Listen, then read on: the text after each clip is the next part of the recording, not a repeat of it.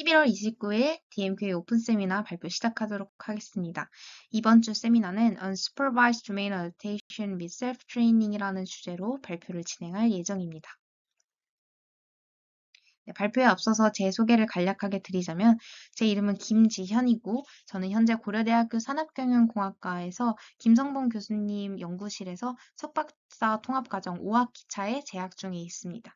제 연구 분야는 도메인 어댑테이션이고 오늘 진행할 세미나의 주제도 Unsupervised Domain Adaptation에 관한 것입니다. 그래서 관련 세미나를 듣고서 질문사항이 있으신 분들은 여기 컨택트 이메일 주소로 연락 주시면 제가 질문에 답변 드리도록 하겠습니다. 그래서 먼저 도메인 어댑테이션에 대한 굉장히 간략한 배경 설명을 먼저 드리도록 할 텐데요. 저희가 일반적으로 예측 모델을 구축하는 그 케이스에 대해서 한번 리마인드를 드리도록 하겠습니다.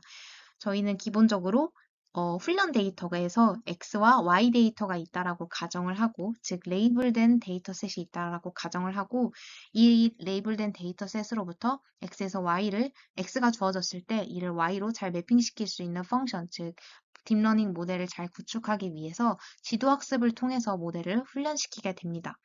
그리고 이때 요 레이블된 데이터셋이 저희는 어떤 P라는 분포에서 추출된 데이터셋이라고 가정을 해보겠습니다. 그랬을 때 요 데이터셋은 특정 분포를 따르고 모델을 훈련시킬 수 있는 소스, 일종의 자원이 된다고 하여서 소스 도메인이라는 용어로 요 훈련 데이터를 표현을 하게 됩니다.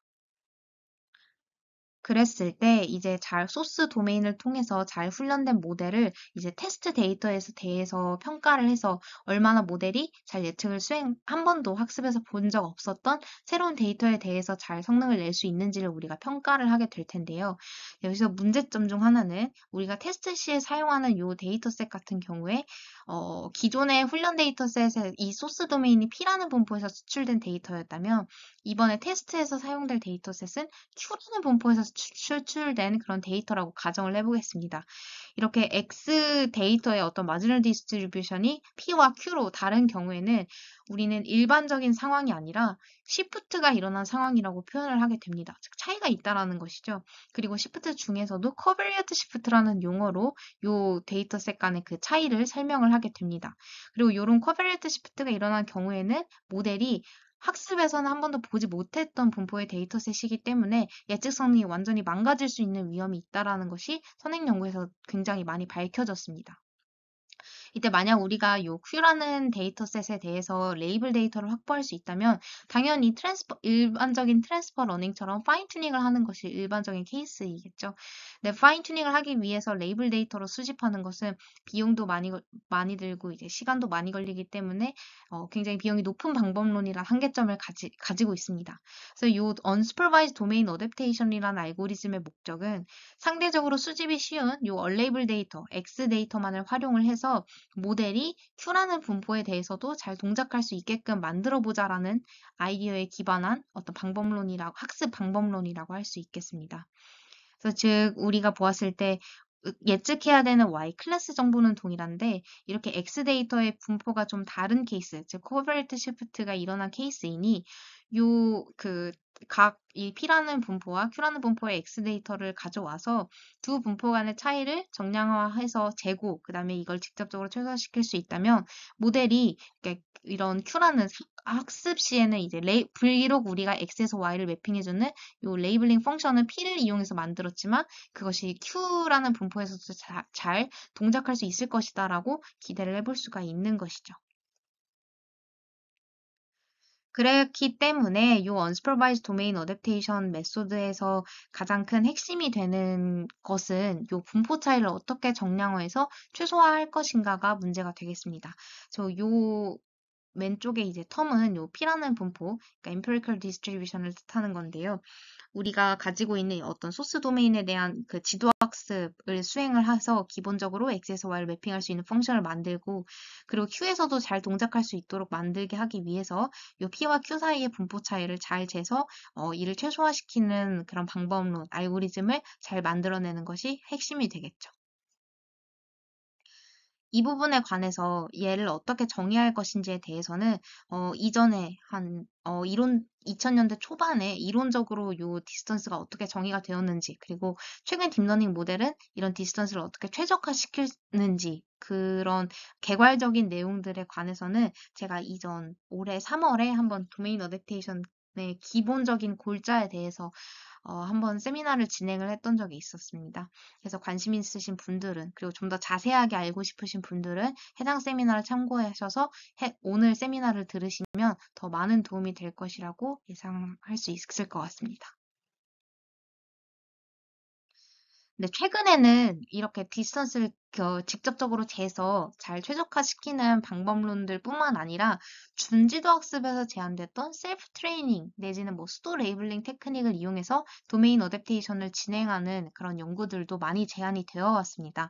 왜냐하면 세팅 자체가 준지도 학습처럼 레이블 데이터와 언레이블 데이터가 동시에 그 모델을 학습시키는데 참여하는 그런 프로블럼 세팅을 가지고 있기 때문에 충분히 언레이블 데이터를 활용을 어떻게 할 수 있을까를 생각하는 관점에서 이런 셀프 트레이닝 테크닉을 잘 이용해 볼 수가 있는 것이죠. 그래서 이런 방법론들의 특징 중 하나는 우리가 직접적으로 분포 간의 차이를 재지 않아도 이렇게 얼레이블 데이터 그 타겟이라고 표현을 하죠. 우리가 진짜 성능을 잘 내야 되는 목표가 되는 대상 데이터셋, 요 타겟 도메인에 대해서 얼레이블 샘플을 가지고 수도 레이블링을 한다면, 그러니까 이를테면 굉장히 유명한 픽스 매치라는 알고리즘을 가지고 이렇게 수도 레이블을 뽑아서 요 타겟 데이터셋에 대해서 다시 한번 모델이 학습시킬 수 있도록 우리가 그 모델을 훈련시키게 된다면 점진적으로 모델이 타겟 도메인에 적응을 해서 충분히 요 Q라는 분포에 대해서도 잘 동작하는 모델이 만들어지지 않겠느냐라고 하는 것이 요 셀프 트레이닝 테크닉을 이용한 도메인 어댑테이션 방법론의 핵심 골자 중 하나입니다. 그렇게 된다면 목적식은 다음과 같이 구성이 될 텐데요. 앞서서 보았던 디스턴스 메저가 이제는 수도 레이블링 텀으로 대체가 되었습니다. 그러니까 요렇게 타겟에 대해서 의사 레이블을 만들고 그걸 기반으로 모델이 학습시킬 수 있도록 하여서 적응을 해나가는 그런 아이디어에 기반했기 때문인데요. 그래서 어떤 요 계열의 방법론의 어떤 주요 핵심 중 하나는 그러면 이 수도 레이블링을 어떻게 해서 잘 모델을 그 손실함수를 최소화시킬 것인가, 모델을 어떻게 최적화시킬 것인가가 주요 골자가 되겠습니다. 하지만 이 셀프 트레이닝 계열의 방법론을 차용한 도메인 어댑테이션 방법론들의 좀 한계점 중 하나는 우리가 세마이 슈퍼바이스드 러닝, 즉 준지도 학습에서도 항상 어려움을 겪는 문제이기도 하지만 정확하고 신뢰할 만한 수도 레이블을 어떻게 뽑아낼 수 있을까에 대한 고민거리를 아직도 해결하기가 어렵다라는 점입니다.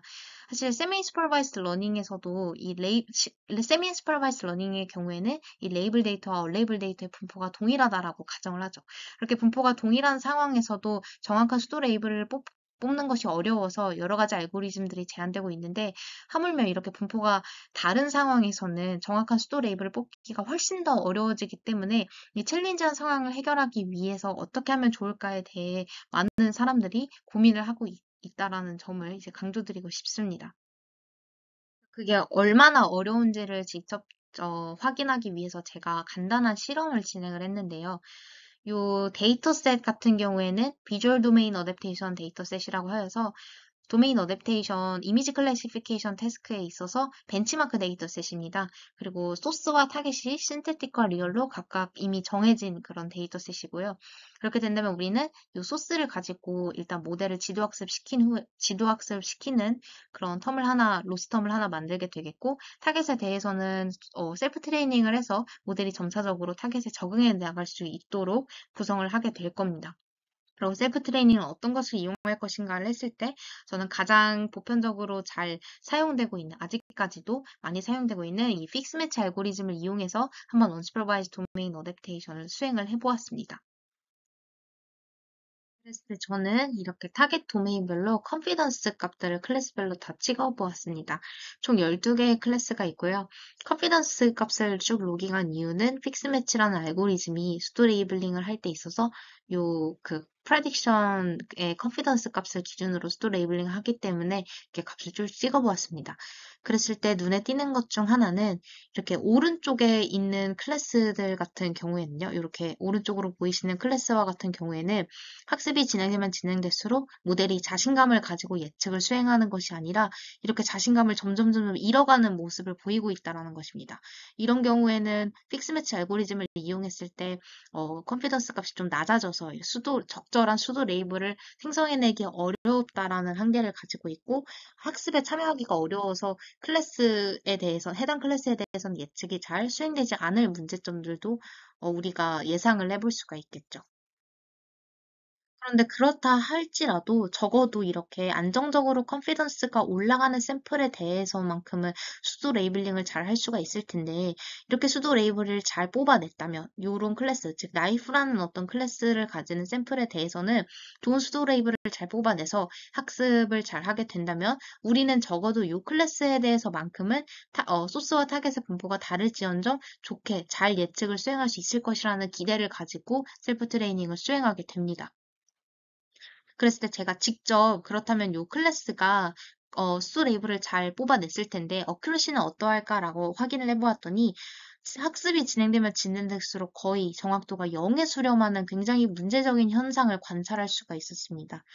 이런 현상 같은 경우는 노이지한 수도 레이블이 굉장히 많이 뽑혔다. 그러니까 잘못된 수도 레이블이 뽑혔다라고 표현을 할 수가 있는데 이런 잘못된 예측을 하이 컨피던스, 즉 굉장히 높은 자신감을 가지고 지금 모델이 예측을 수행을 하고 있다라는 것이죠. 이런 현상을 우리가 한 단어로 쉽게 말하면 이제 miscalibrated 되었다라고 표현을 할 수가 있는데 캘리브레이션이라 모델이 잘 캘리브레이션 되었다라는 것은 이 컨피던스와 어큐러시가 일치하는 클래시피케이션 상황에서는 두 지표가 일치하는 굉장히 신뢰할 만한 예측을 하고 있는 그런 현상을 우리가 캘리브레이션이 잘 되었다라고 표현을 하는데 그렇지 않다라는 것이죠. 그렇게 된다면 우리는 사실 기존의 셀프 트레이닝 테크닉을 사용하는 그런 세마이 슈퍼바이스드 러닝 방식이 이런 타번 컨피던스 소프트맥스 컨피던스나 프레딕티브 엔트로피를 가지고 수도 레이블링을 하는 케이스가 굉장히 많다라는 것을 알고 있습니다. 근데 이렇게 커버레이트 시프트가 이르는 상황에서는 이런 서치 컨피던스 메저가 굉장히 믿을 만하지 못하고 그리고 정확하지도 않고 신뢰할 수 없는 그런 그 기준을 제공하기 때문에 정확한 수도 레이블을 뽑는 기준으로서 믿을 수가 없다. 더 이상은 알 수가 없다라는 점을 우리가 확인을 해볼 수가 있게 되는 거죠. 이런 문제는 비단 한 클래스에서만 있는 것이 아니라 12개 모든 클래스에 대한 어큐러시를 다 찍어 보았을 때에도 이게 정확도가 굉장히 크게 내려가는 현상을 관찰할 수가 있습니다. 그러니까 이런 클래스들의 경우에는 다른 클래스로 예측이 될 확률이 되게 높다라는 것인데요. 실제로 요 12개 클래스 중에서 절반에 가까이의 클래스들이 굉장히 큰 하락폭으로 어큐러시가 하락하는 모습을 보일 수가 있습니다. 최소 35%에서 크게는 한 80%까지 거진 어큐러시가 0에 수렴할 때까지 이제 그 수도 레이블의 정확도가 떨어지는 것을 우리가 확인을 해볼 수가 있는데 요런 클래스들은 사실 아예 예측이 되지 않고 다른 클래스로 지금 예측이 되고 있다라는 의미이죠. 근데 제가 이렇게 실제로 실험 결과로 확인한 것과 마찬가지로 제가 2번이라고 레퍼런스를 달아놓은 선행 연구에서는 실제로 이런 문제 현상을 명시적으로 짚은 바가 있습니다. 그래서 그 논문의 인트로덕션을 보면 요 IID일 때 상황과 코베리어트 시프트가 일어났을 때 상황을 비교해서 이 타겟의 그라운드 트루스, 실제 레이블 디스트리뷰션과 수도 레이블의 디스트리뷰션을 비교하는 이런 그 바차트를 그려놨는데요. 요 IID라는 그 상황은 우리가 커버리지 시프트가 일어나지 않고 트레인과 테스트, 즉 소스와 타겟 도메인의 분포가 동일한 경우를 의미합니다. 그래서 동일한 분포에서 우리가 수도 레이블링을 했을 때는 굉장히 정확하게 실제 레이블 디스트리뷰션을 근사하는 수준으로 수도 레이블링이 뽑히게 되지만 그렇지 않은 경우, X에 대한 시프트가 일어난 경우에는 우리가 제 왼쪽에서 확인했었던 바와 같이 특정 클래스에 대해서만 예측값이 몰리고 어떤 클래스는 거의 예측이 수행되지 않는 문제적인 현상을 바라볼 수가 있었습니다. 관찰할 수가 있었고요. 이런 경우를 논문에서는 이 수도 레이블들이 several classes에 바이어스되었다. 굉장히 편향되게 수도 레이블링이 된다. 이런 부분들을 우리가 해결해야 된다라고 주장을 하고 있습니다. 그래서 서론이 길었습니다만은 어쨌든 우리는 이렇게 커버레이트 시프트가 일어났을 때 수도 레이블링 하는 것이 얼마나 어려운지를 진짜 실제 실험 결과를 통해서 알 수가 있었고 이를 해결하기 위해서 정말 여러 가지 선행 연구들이 제안이 되었습니다. 그리고 이 선행 연구들의 어떤 핵심적인 그리고 공통적인 연구 목적은 reliable한 수도 레이블, 즉 믿을 만한 수도 레이블을 만들자. 그렇게 함으로써 타겟 도메인에 대한 에러를 잘 줄여나가자라는 공통적인 연구 목적을 가지고 굉장히 다양한 방법론들을 제안했던 것이죠. 그래서 21년부터 23년까지 여러 가지 선행 연구가 있습니다만은 저는 이렇게 해당 6가지 보여지는 6가지 방법론들을 좀 열심히 읽은 6가지 방법론들을 이렇게 추려 보았고요. 이번 세미나에서는 6개를 다 진행하는 것이 아니라 9년까지 제가 직접 진행을 해서 세밀하게 파악했던 3가지 방법론들에 대해서 세미나를 진행할 예정입니다. 그래서 먼저 연도순으로 2021년 ICCV에서 제안되었던 센츄리라는 논문에 대해서 소개해 드리도록 하겠습니다. 이 논문은 조지아텍에서 수행되었던 연구입니다. 이 센트리라는 연구의 연구 동기는 앞서서 계속 쭉 설명을 드렸던 것처럼 셀프 트레이닝을 가지고 테크닉을 가지고 도메인 어댑테이션을 수행을 하고 싶은데 기존의 타번 소프트맥스 컨피던스 등을 이용하는 아주 티피컬한 셀프 트레이닝 방식의 계열의 그런 메소드들은 노이즈와 수도 레이블들을 많이 뽑아낼 가능성이 높고 실제 그라운드 트루스와 다른 예측값을 뽑아낼 가능성이 높고 그렇기 때문에 이런 잘못된 수도 레이블들이 학습이 진행되면서 점점 축적되고 에러가들이 어큐뮬레이션 되어서 어큐러시가 이렇게 급격하게 하락하는 문제 현상을 일으킬 수 있다라는 점을 명확하게 지적하고 이를 해결하기 위해서 신뢰할 만한 수도 레이블을 어떻게 생성할 수 있을지에 대한 방법론을 제안하고 있습니다. 그래서 요 센트리에서는 어떻게 이 타겟 인스턴스에 대한 예측값은 믿을만하다 혹은 그렇지 않다라는 것을 판단할 수 있을까요? 라고 물어보았을 때 센트리의 저자들은 우리의 방법론, 즉 Selective Entropy Optimization via Commit Consistency라는 어떤 방법론을 이용하면 Reliable Target Instance를 우리가 확인해 볼 수 있습니다. 라고 말을 하고 있습니다. 그래서 이 단어 조합 자체가 좀 생소할 수도 있을 텐데요. 우리가 주목해야 될 부분은 이 컨시스턴시에 대한 부분입니다.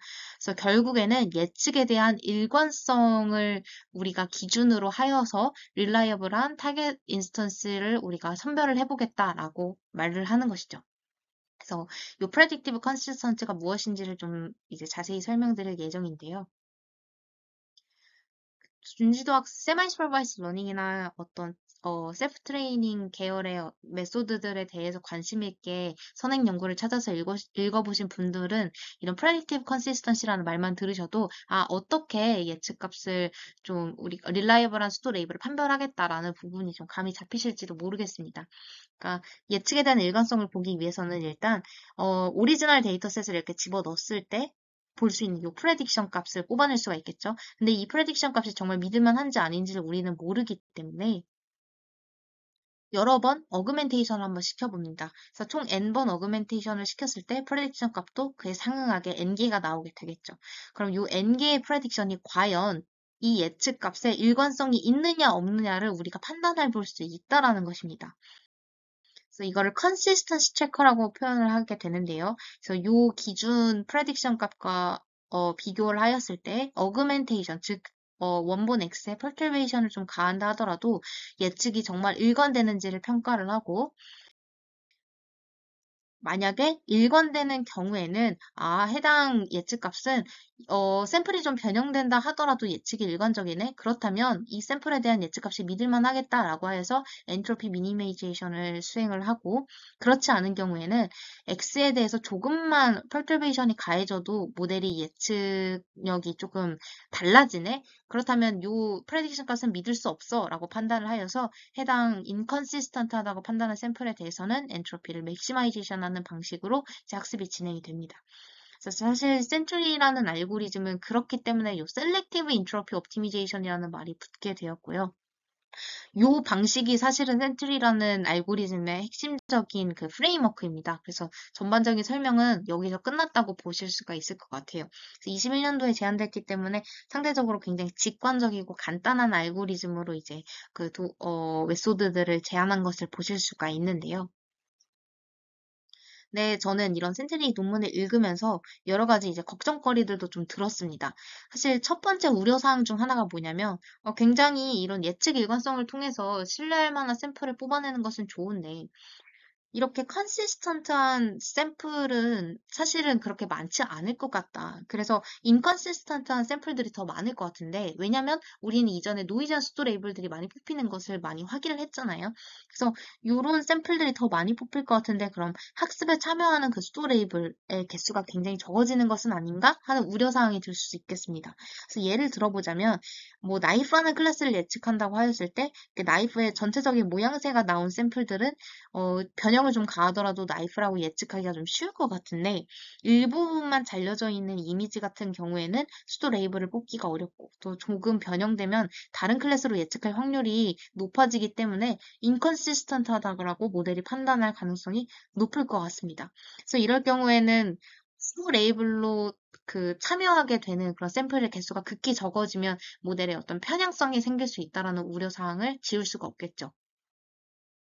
그리고 두 번째 우려사항 역시도 첫 번째 것과 연결이 되는 건데, 우리가 만약에 이렇게 주황색 영역으로 칠해진 이런 인컨시스턴트하다고 판단한 영역들에 대해서 엔트로피 맥시미제이션을 바로 해버리면 앞서서 보았던 것과 같이 특정 클래스에 대해서만 되게 예측을 잘하고, 이런 클래스들은 잘 학습에 참여하지 못해서 막 학습을 잘 못하게 되는 어떤 학습이 굉장히 예측 능력이 저하되는 문제 현상이 발생하지는 않을까.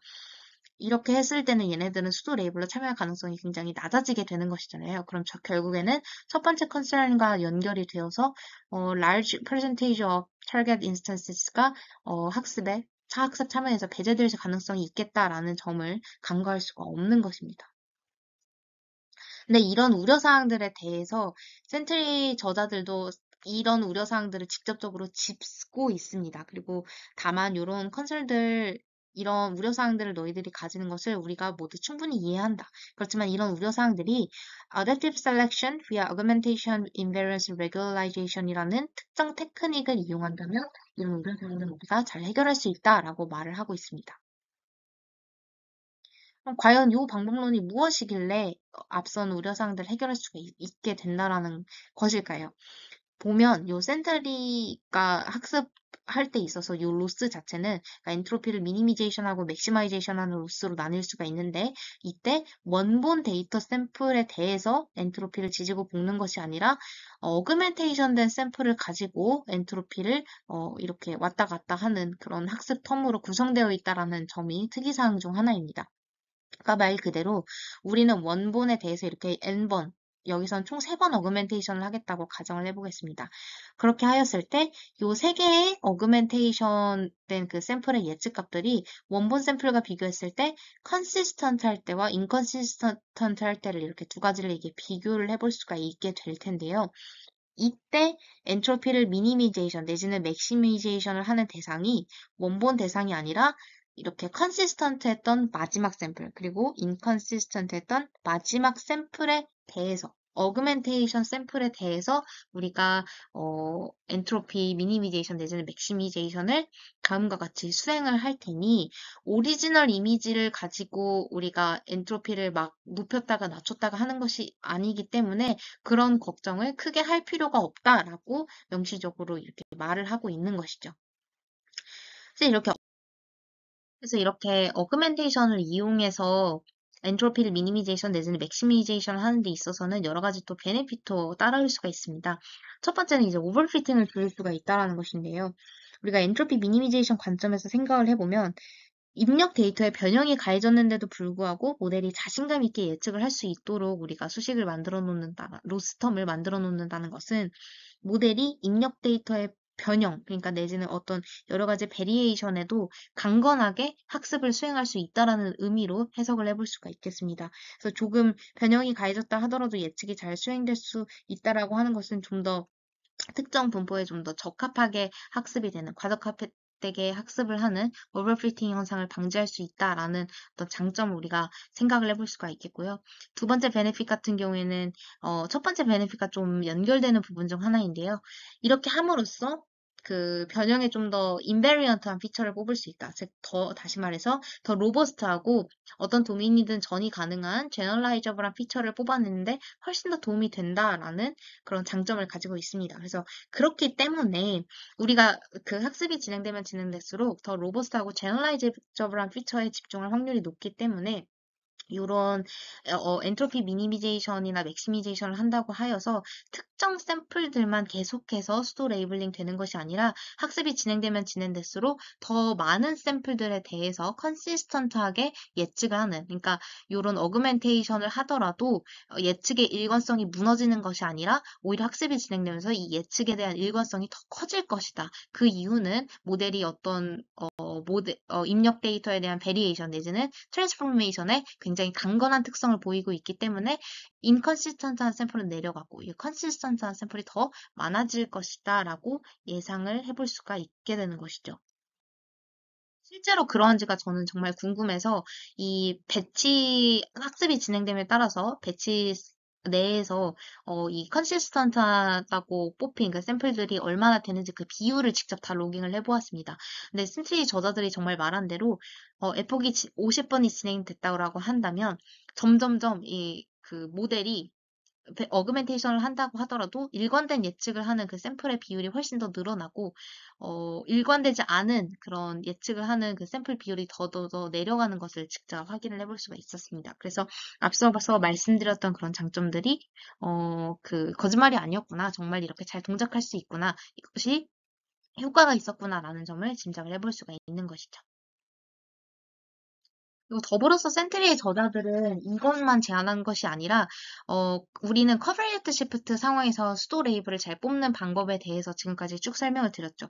근데 이제 센트리의 저자들은 요 레이블 디스트리뷰션 시프트가 있는 경우에 대해서도 다 함께 다루고 있습니다. 코빌레트 시프트는 여기 왼쪽에서 보이시는 바와 같이 이 시계 사진이 육안으로 봐도 분포가 서로 다를 때, 이 X에 대한 마지노 디스트리뷰션이 다를 때를 의미를 하는 것인데, 이 레이블 시프트의 경우에는 소스 도메인에 대한 뭐 클래스가 3개 있다고 생각을 해보겠습니다. 그랬을 때 클래스 1이 제일 많고, 소스에서는 3이 제일 적은 반면, 타겟에서는 클래스 1의 샘플 비율이 제일 작고, 3에 대한 샘플 비율이 제일 높다. 라고 한다면 이 레이블에 대한 실제 트루 디스트리뷰션이 서로 다른 상황을 보이고 있는 거죠. 그래서 이런 경우를 이제 우리는 레이블 시프트가 일어났다라고 표현을 하는데 만약에 이 코벨리어트 시프트와 레이블 시프트가 같이 일어났다면 어떨까요? 일단 먼저 레이블 시프트만 일어난 상황에 대해서도 수도 레이블과 실제 레이블 디스트리뷰션을 비교를 해보았을 때 모델이 그 예측을 할 때 있어서 더 그 샘플이 많은 메이저리티 클래스에 대해서 좀 더 예측을 하고 마이너리티에 대해 클래스에 대해서는 이제 우리가 수도 레이블을 잘 뽑지 못한다라는 그런 경향성을 우리가 직접 확인을 해볼 수가 있었습니다. 그래서 이런 레이블 시프트만 있는 상황에서도 좋은 수도 레이블을 뽑기가 어려운데 코빌리트 시프트까지 합쳐졌다면 더더욱이나 좋은 품질의 수도 레이블을 뽑기가 어려워지게 되겠죠. 그래서 이를 해결하기 위해서 센트리에서는 첫 번째로 수도 클래스 밸런싱이라는 테크닉을 사용합니다. 그러니까 쉽게 말해서 배치 내에서 모든 클래스가 균일하게 샘플링 되도록 한다는 것인데요. 그래서 배치 사이즈가 9라고 하였을 때 이제 이런 식으로 이제 샘플링이 될 텐데 총 6개가 뽑혔다고 한다면 요 남은 3개에 대한 어떤 그 클래스 값들은 메이저리티 클래스의 샘플들이 다 채워 나가게 될 것입니다. 일반적으로는요. 근데 그러지 말고 센트리에서는 이렇게 모든 클래스가 다 균일하게 동등한 이렇게 샘플을 이렇게 뽑도록 하여서 이제 특정 클래스에 편향된 예측을 하지 않도록 하자라는 어떤 테크닉을 사용을 했습니다. 근데 타겟 도메인의 경우에는 이제 레이블이 없기 때문에 수도 레이블을 활용해서 요 클래스들을 좀 우리가 어프로시메이션을 할 수가 있다라고 말을 하고 있고요. 그리고 더불어서 이뿐만 아니라 타겟 도메인에 대해서는 저는 특히나 요 인포메이션 엔트로피 로스도 함께 이제 적용을 하고 있습니다. 요 인포메이션 엔트로피 로스는 사실 센트리에서 제한된 것은 아니고 이런 임밸런스 러닝을 할 때 있어서 좀 많이 이제 이용이 되는 로스 중 하나인데요. 해당 로스를 자세히 좀 텀을 살펴보면 이 빨간색 부분은 모델이 이제 타겟 샘플이 들어왔을 때 C라는 클래스로 예측할 확률이고 보라색 영역은 모델이 예측한 샘플들이 이렇게 쭉 있겠죠. 그래서 최근 Q개 샘플을 확인했을 때 모델이 어떤 클래스로 이제 예측하고 있는지 그 예측 분포를 의미하고 있습니다. 그래서 요로 로스가 그럼 대체 특정 클래스로 예측이 치우치는 것을 어떻게 방지할 수 있는지에 대해서 직관적으로는 척 보기에는 어려우니까 예시를 좀 들어보도록 하겠습니다. 그래서 예시를 이렇게 들어보게 된다면 만약에 우리가 Q가 5개일 때, 그러니까 최근에 5개의 예측이 일어난 그 샘플들을 확인해 보았을 때, 그 예측 샘플이 1이 2개, 2가 2개, 3이 1개로 총, 그러니까 거진 유니폼 디스트리뷰션에 가깝게 균일하게 예측이 수행됐다고 가정을 해보겠습니다. 그렇게 된다면 해당 이 보라색 텀 같은 경우에는 유니폼에 가깝게 형성이 될 테고, 그리고 어떤 특정 샘플에 대한 어떤 모델의 예측 확률 분포가 이렇게 다음과 같이 빨간색으로 형성이 된다라고 가정을 해보도록 하겠습니다. 그랬을 때 여기서의 이제 로스 값은 마이너스 1.02가 될 텐데요. 근데 반대로 최근 5개 예측 값을 확인해 보았을 때 1에 대한 클래스에 대해서만 엄청나게 과도하게 학습을 하고 2나 3에 대한 클래스에 대해서는 거의 예측을 수행하지 않는 스큐드 디스트리뷰션이 형성한다라고 가정을 해보게 된다면 이 로스 값은 마이너스 1.02가 나왔던 것과 비교해서 매우 큰 음수 값을 가지게 된다라는 것을 우리가 확인해 볼 수가 있겠죠. 그랬을 때 이제 우리가 알 수 있는 것은 이 마지막 휴게 샘플에 대한 모델 예측 분포가 이렇게 유니폼에 가까울수록 로스가 작아지겠구나라는 것을 확인해 볼 수 있겠습니다. 사실 요 마이너스가 붙는 상황에서는 로스를 일반적으로는 뭐 최대화하는 것이 목적이기 때문에 요 절대값 자체가 더 작아지는 방향으로 우리가 이제 그 값을 이끌어내야 한다라는 부분을 확인을 해볼 수가 있는 것이죠. 센트리에 대해서 요약을 드리자면 전체적인 목적식은 다음과 같습니다. 그래서 저는 이 센트리라는 로스는 릴라이어블한 타겟 인스턴스를 뽑아내기 위해서 예측에 대한 일관성이 얼마나 좋은지에 대해서 이제 판별을 했던 그런 로스였다라는 부분 우리가 다시 한번 상기를 해볼 수가 있겠고요. 요렇게 앞서서 말씀드린 바와 같이 레이블 디스트리뷰션 시프트도 다루기 위해서 클래스 밸런스 샘플링을 했다. 그리고 타겟 데이터에 대해서는 특별히 이제 타겟 인포메이션 엔트로피 로스도 함께 적용을 했다라는 점을 설명을 드렸습니다. 근데 바로 이런 목적식을 가지고 처음부터 학습이 되는 것은 아니라 요 센트리의 경우에는 사실 처음에는 레이블드된 소스 도메인을 가지고 프리트레이닝을 하고 요 소스 도메인으로 사전 학습된 모델을 가지고 어댑테이션을 수행하는 구조로 이루어져 있습니다. 근데 제가 개인적으로 여기서 들었던 우려사항 중 하나는 소스 도메인 레이블이 있는 소스 도메인으로 이미 사전 학습된 모델을 끌고 오게 된다면 사실 소스에 굉장히 과적합될 가능성이 높다라는 의심을 지울 수가 없습니다. 그렇게 됐을 때는 우리는 사실은 셀프 트레이닝, 소스로 학습된 모델로 타겟에 대한 예측 값을 가지고 이제 그 학습을 추가적으로 진행해야 되는 입장인데, 이렇게 소스 도메인의 영향력을 너무 과하게 받아버린 모델이 과연 잘 어댑테이션 될 수 있을까 하는 그런 의심을 지울 수가 없는 것이죠. 그리고 이런 부분에 대해서는 좀 조심스럽게 제가 말씀을 드렸는데, 이 세미나가 마무리될 시점에 대해서 여기에 대해서 다시 한번 말씀드리도록 하겠습니다. 제가 개인적으로 요 센트리를 직접 구현하고 읽으면서 들었던 의문점 중 하나에 대해서 공유를 드리고자 하는데요. 한계점이라고 제가 소술을 해놓았습니다. 그래서 센트리 알고리즘은 우리가 지금까지 쭉 설명을 드렸죠. 그러니까 프레딕션이 있을 때 이제 어그멘테이션이 얼마나 예측이 일관적인지에 대해서 우리가 판별을 하고 스토레이블링을 진행을 하게 됩니다. 근데 만약에 우리의 기준점은 요 원본 데이터에 대한 예측값을 기준점으로 삼고 있는데 이 예측값이 그라운드 트루스와 다른 경우에 대해서는 우리가 완전히 잘못 학습을 수행할 수도 있지 않을까라는 의심을 지울 수가 없는 것입니다. 그래서 사실은 우리가 요 초록색으로 보이는 요 프레딕션 값에 대해서 우리가 엔트로피를 미니미제이션을 하는데 그라운드 트루스와는 사실 다르기 때문에 해당 샘플은 사실 엔트로피 맥시마이제이션을 해야 되는 대상이라는 점에서 우려스러운 부분들이 있는 것이죠. 왜냐면 충분히 이 프레딕션이 그라운드 트루스와 달라질 수 있는 이유는 앞서서 센트리가 소스 도메인으로 프리트레이닝한 모델을 이용하고 있기 때문에 처음 이렇게 내뱉고 어댑테이션을 충분히 수행하지 않은 그런 초반의 이제 예측 결과는 사실 노이지할 가능성이 매우 크기 때문에 이런 부분들에 대해서는 좀 해결이 필요하다라고 생각을 했는데 해당 부분에 대해서는 직접적으로 언급된 바가 없었습니다. 그래서 제가 실제로 요 센트리를 학습시키면서 타겟 도메인에 대한 타번 어큐러시를 쭉 로깅을 해보았을 때 학습이 진행되면 진행될수록 어큐러시가 올라가는 것이 아니라 타겟 도메인에 대한 정확도가 점점 평균적으로 떨어지고 있는 문제적인 현상을 관찰할 수가 있었습니다.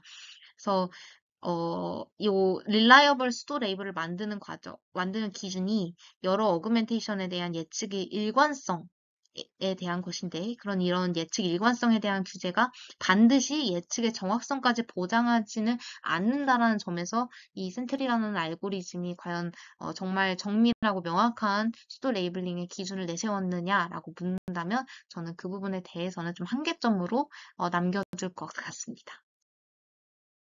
네, 그리고 앞서서 말씀드린 이런 센트리에 대한 한계점을 일부 개선시킨 연구가 바로 요 21년 동일 연도 유립스에서 제안되었던 Cycle Self-Training for Domain Adaptation이라는 논문입니다.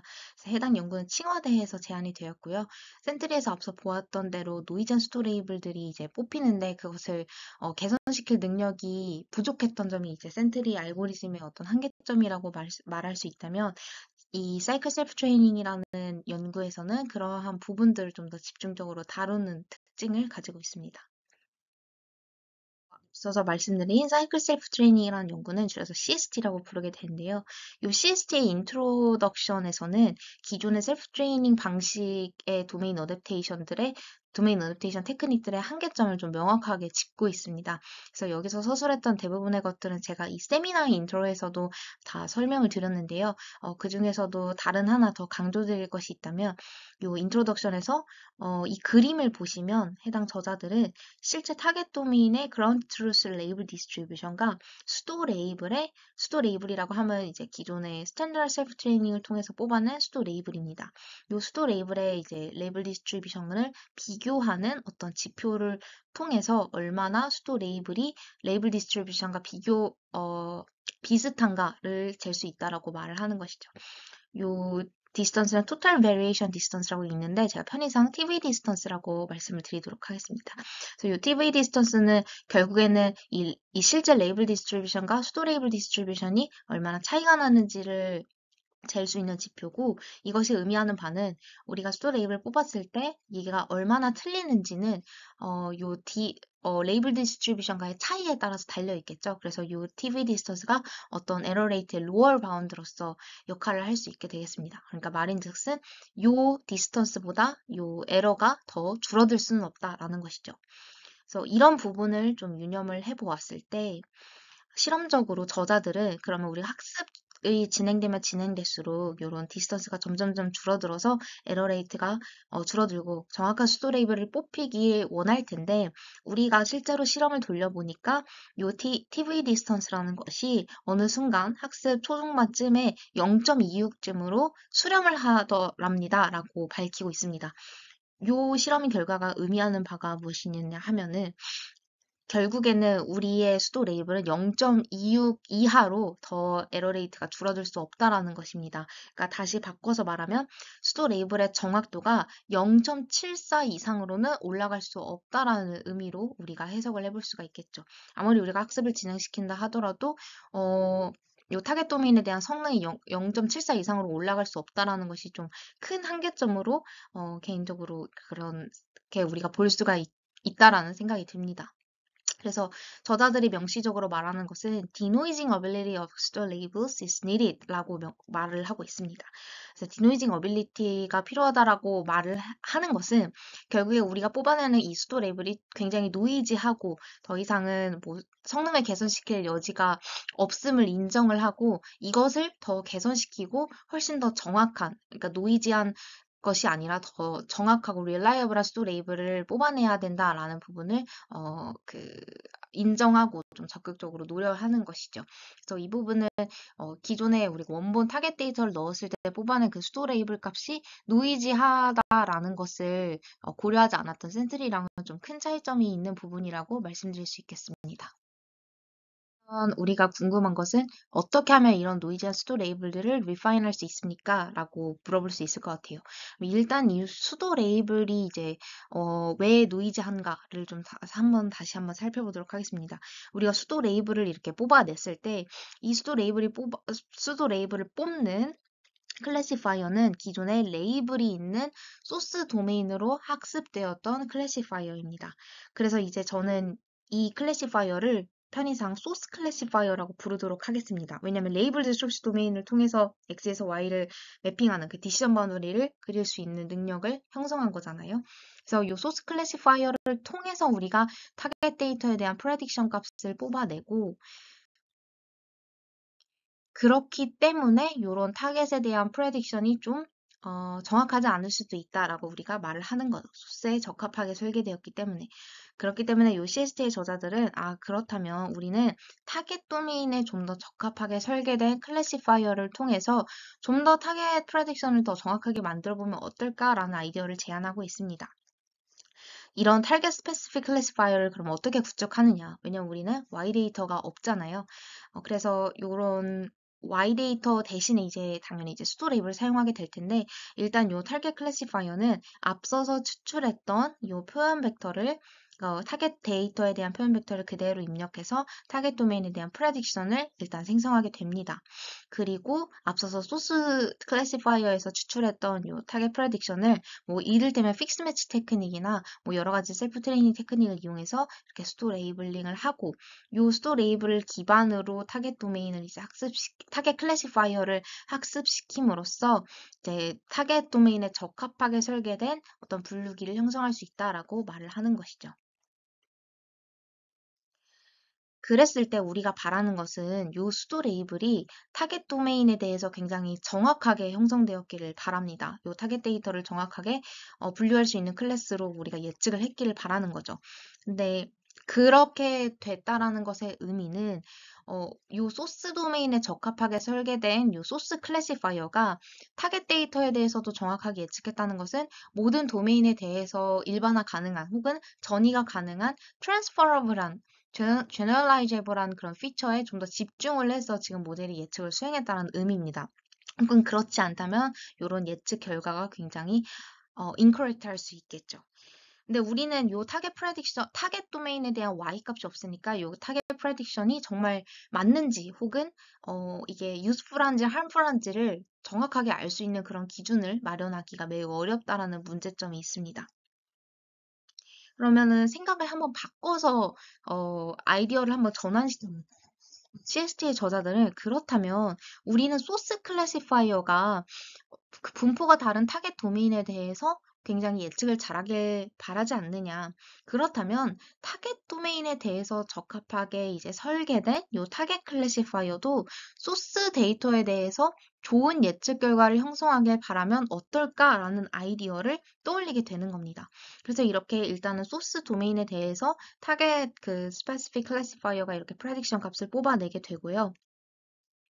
요 프레딕션 값 역시도 타겟 도메인에 적합하게 설계된 분류기가 뽑아낸 예측이기 때문에 소스 데이터에 대해서 틀릴 수도 있고 혹은 제너럴라이저블한 피처에 집중을 해서 소스 도메인에 대해서 잘 예측을 진행할 수도 있겠습니다.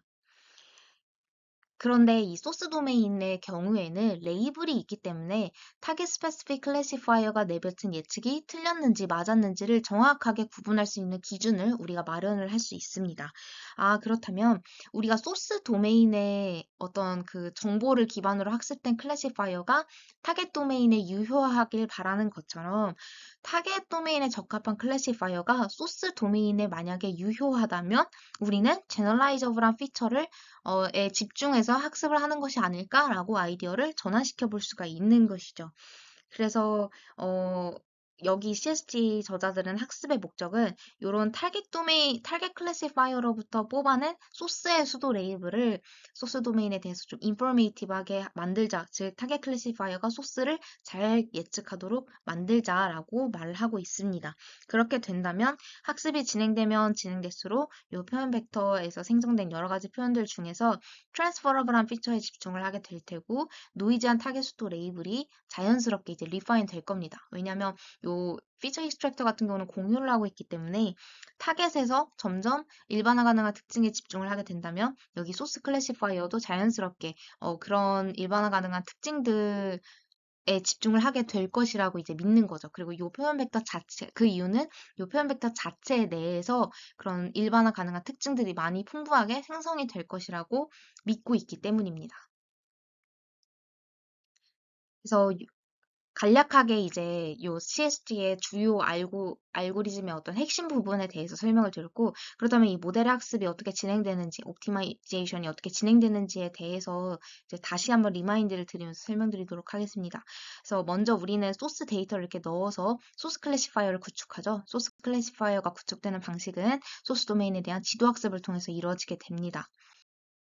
그리고 타겟에 적합하게 설계된 클래시파이어를 만들기 위해서 이번에는 이제 소스 클래시파이어에서 뽑아낸 수도 레이블을 기반으로 이렇게 그 어떤 이미의 이제 로스, 뭐 이를테면 뭐 크로스 엔트로피 로스가 될 수도 있겠죠. 그래서 요 프레딕션이 수도 레이블과 정말 잘 가깝도록 일종의 어떤 지도 학습을 수행을 하게 되는 거죠. 그런 방식으로 요 타겟 클래시파이어에 적합한 파라미터 값을 우리가 추정을 해볼 수가 있겠습니다.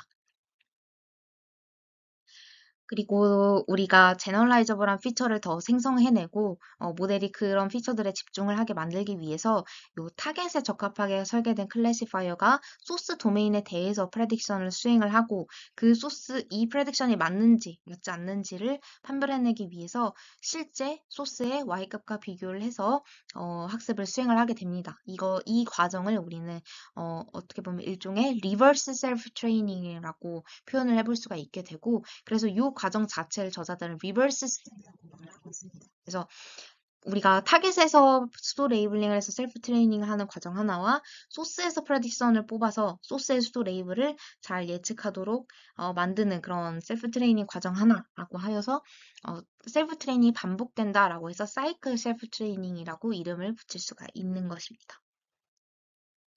네, 요런 아이디어가 참 굉장히 흥미롭지만 사실 이런 가장 큰 문제점 중 하나는 요 리버스 셀프 트레이닝이라는 로스를 우리가 그 타겟 소스 도메인에 대해서 타겟 클래시파이어가 잘 맞추게 하게끔 하는 이 로스를 최적화시키기 위해서 이 추정되는 타겟 클래시파이어의 파라미터는 사실 요 수도 레이블을 잘 맞추는 방향으로 이미 학습된 아주 최적화해서 그 수도 레이블을 잘 맞추도록 학습된 파라미터를 필요로 한다라는 점이 있는 것이죠. 그래서 사실 우리는 요 타겟 클래시파이어도 최적화를 해야 되고 요 리버스 셀프 트레이닝 과정도 최적화를 해야 합니다.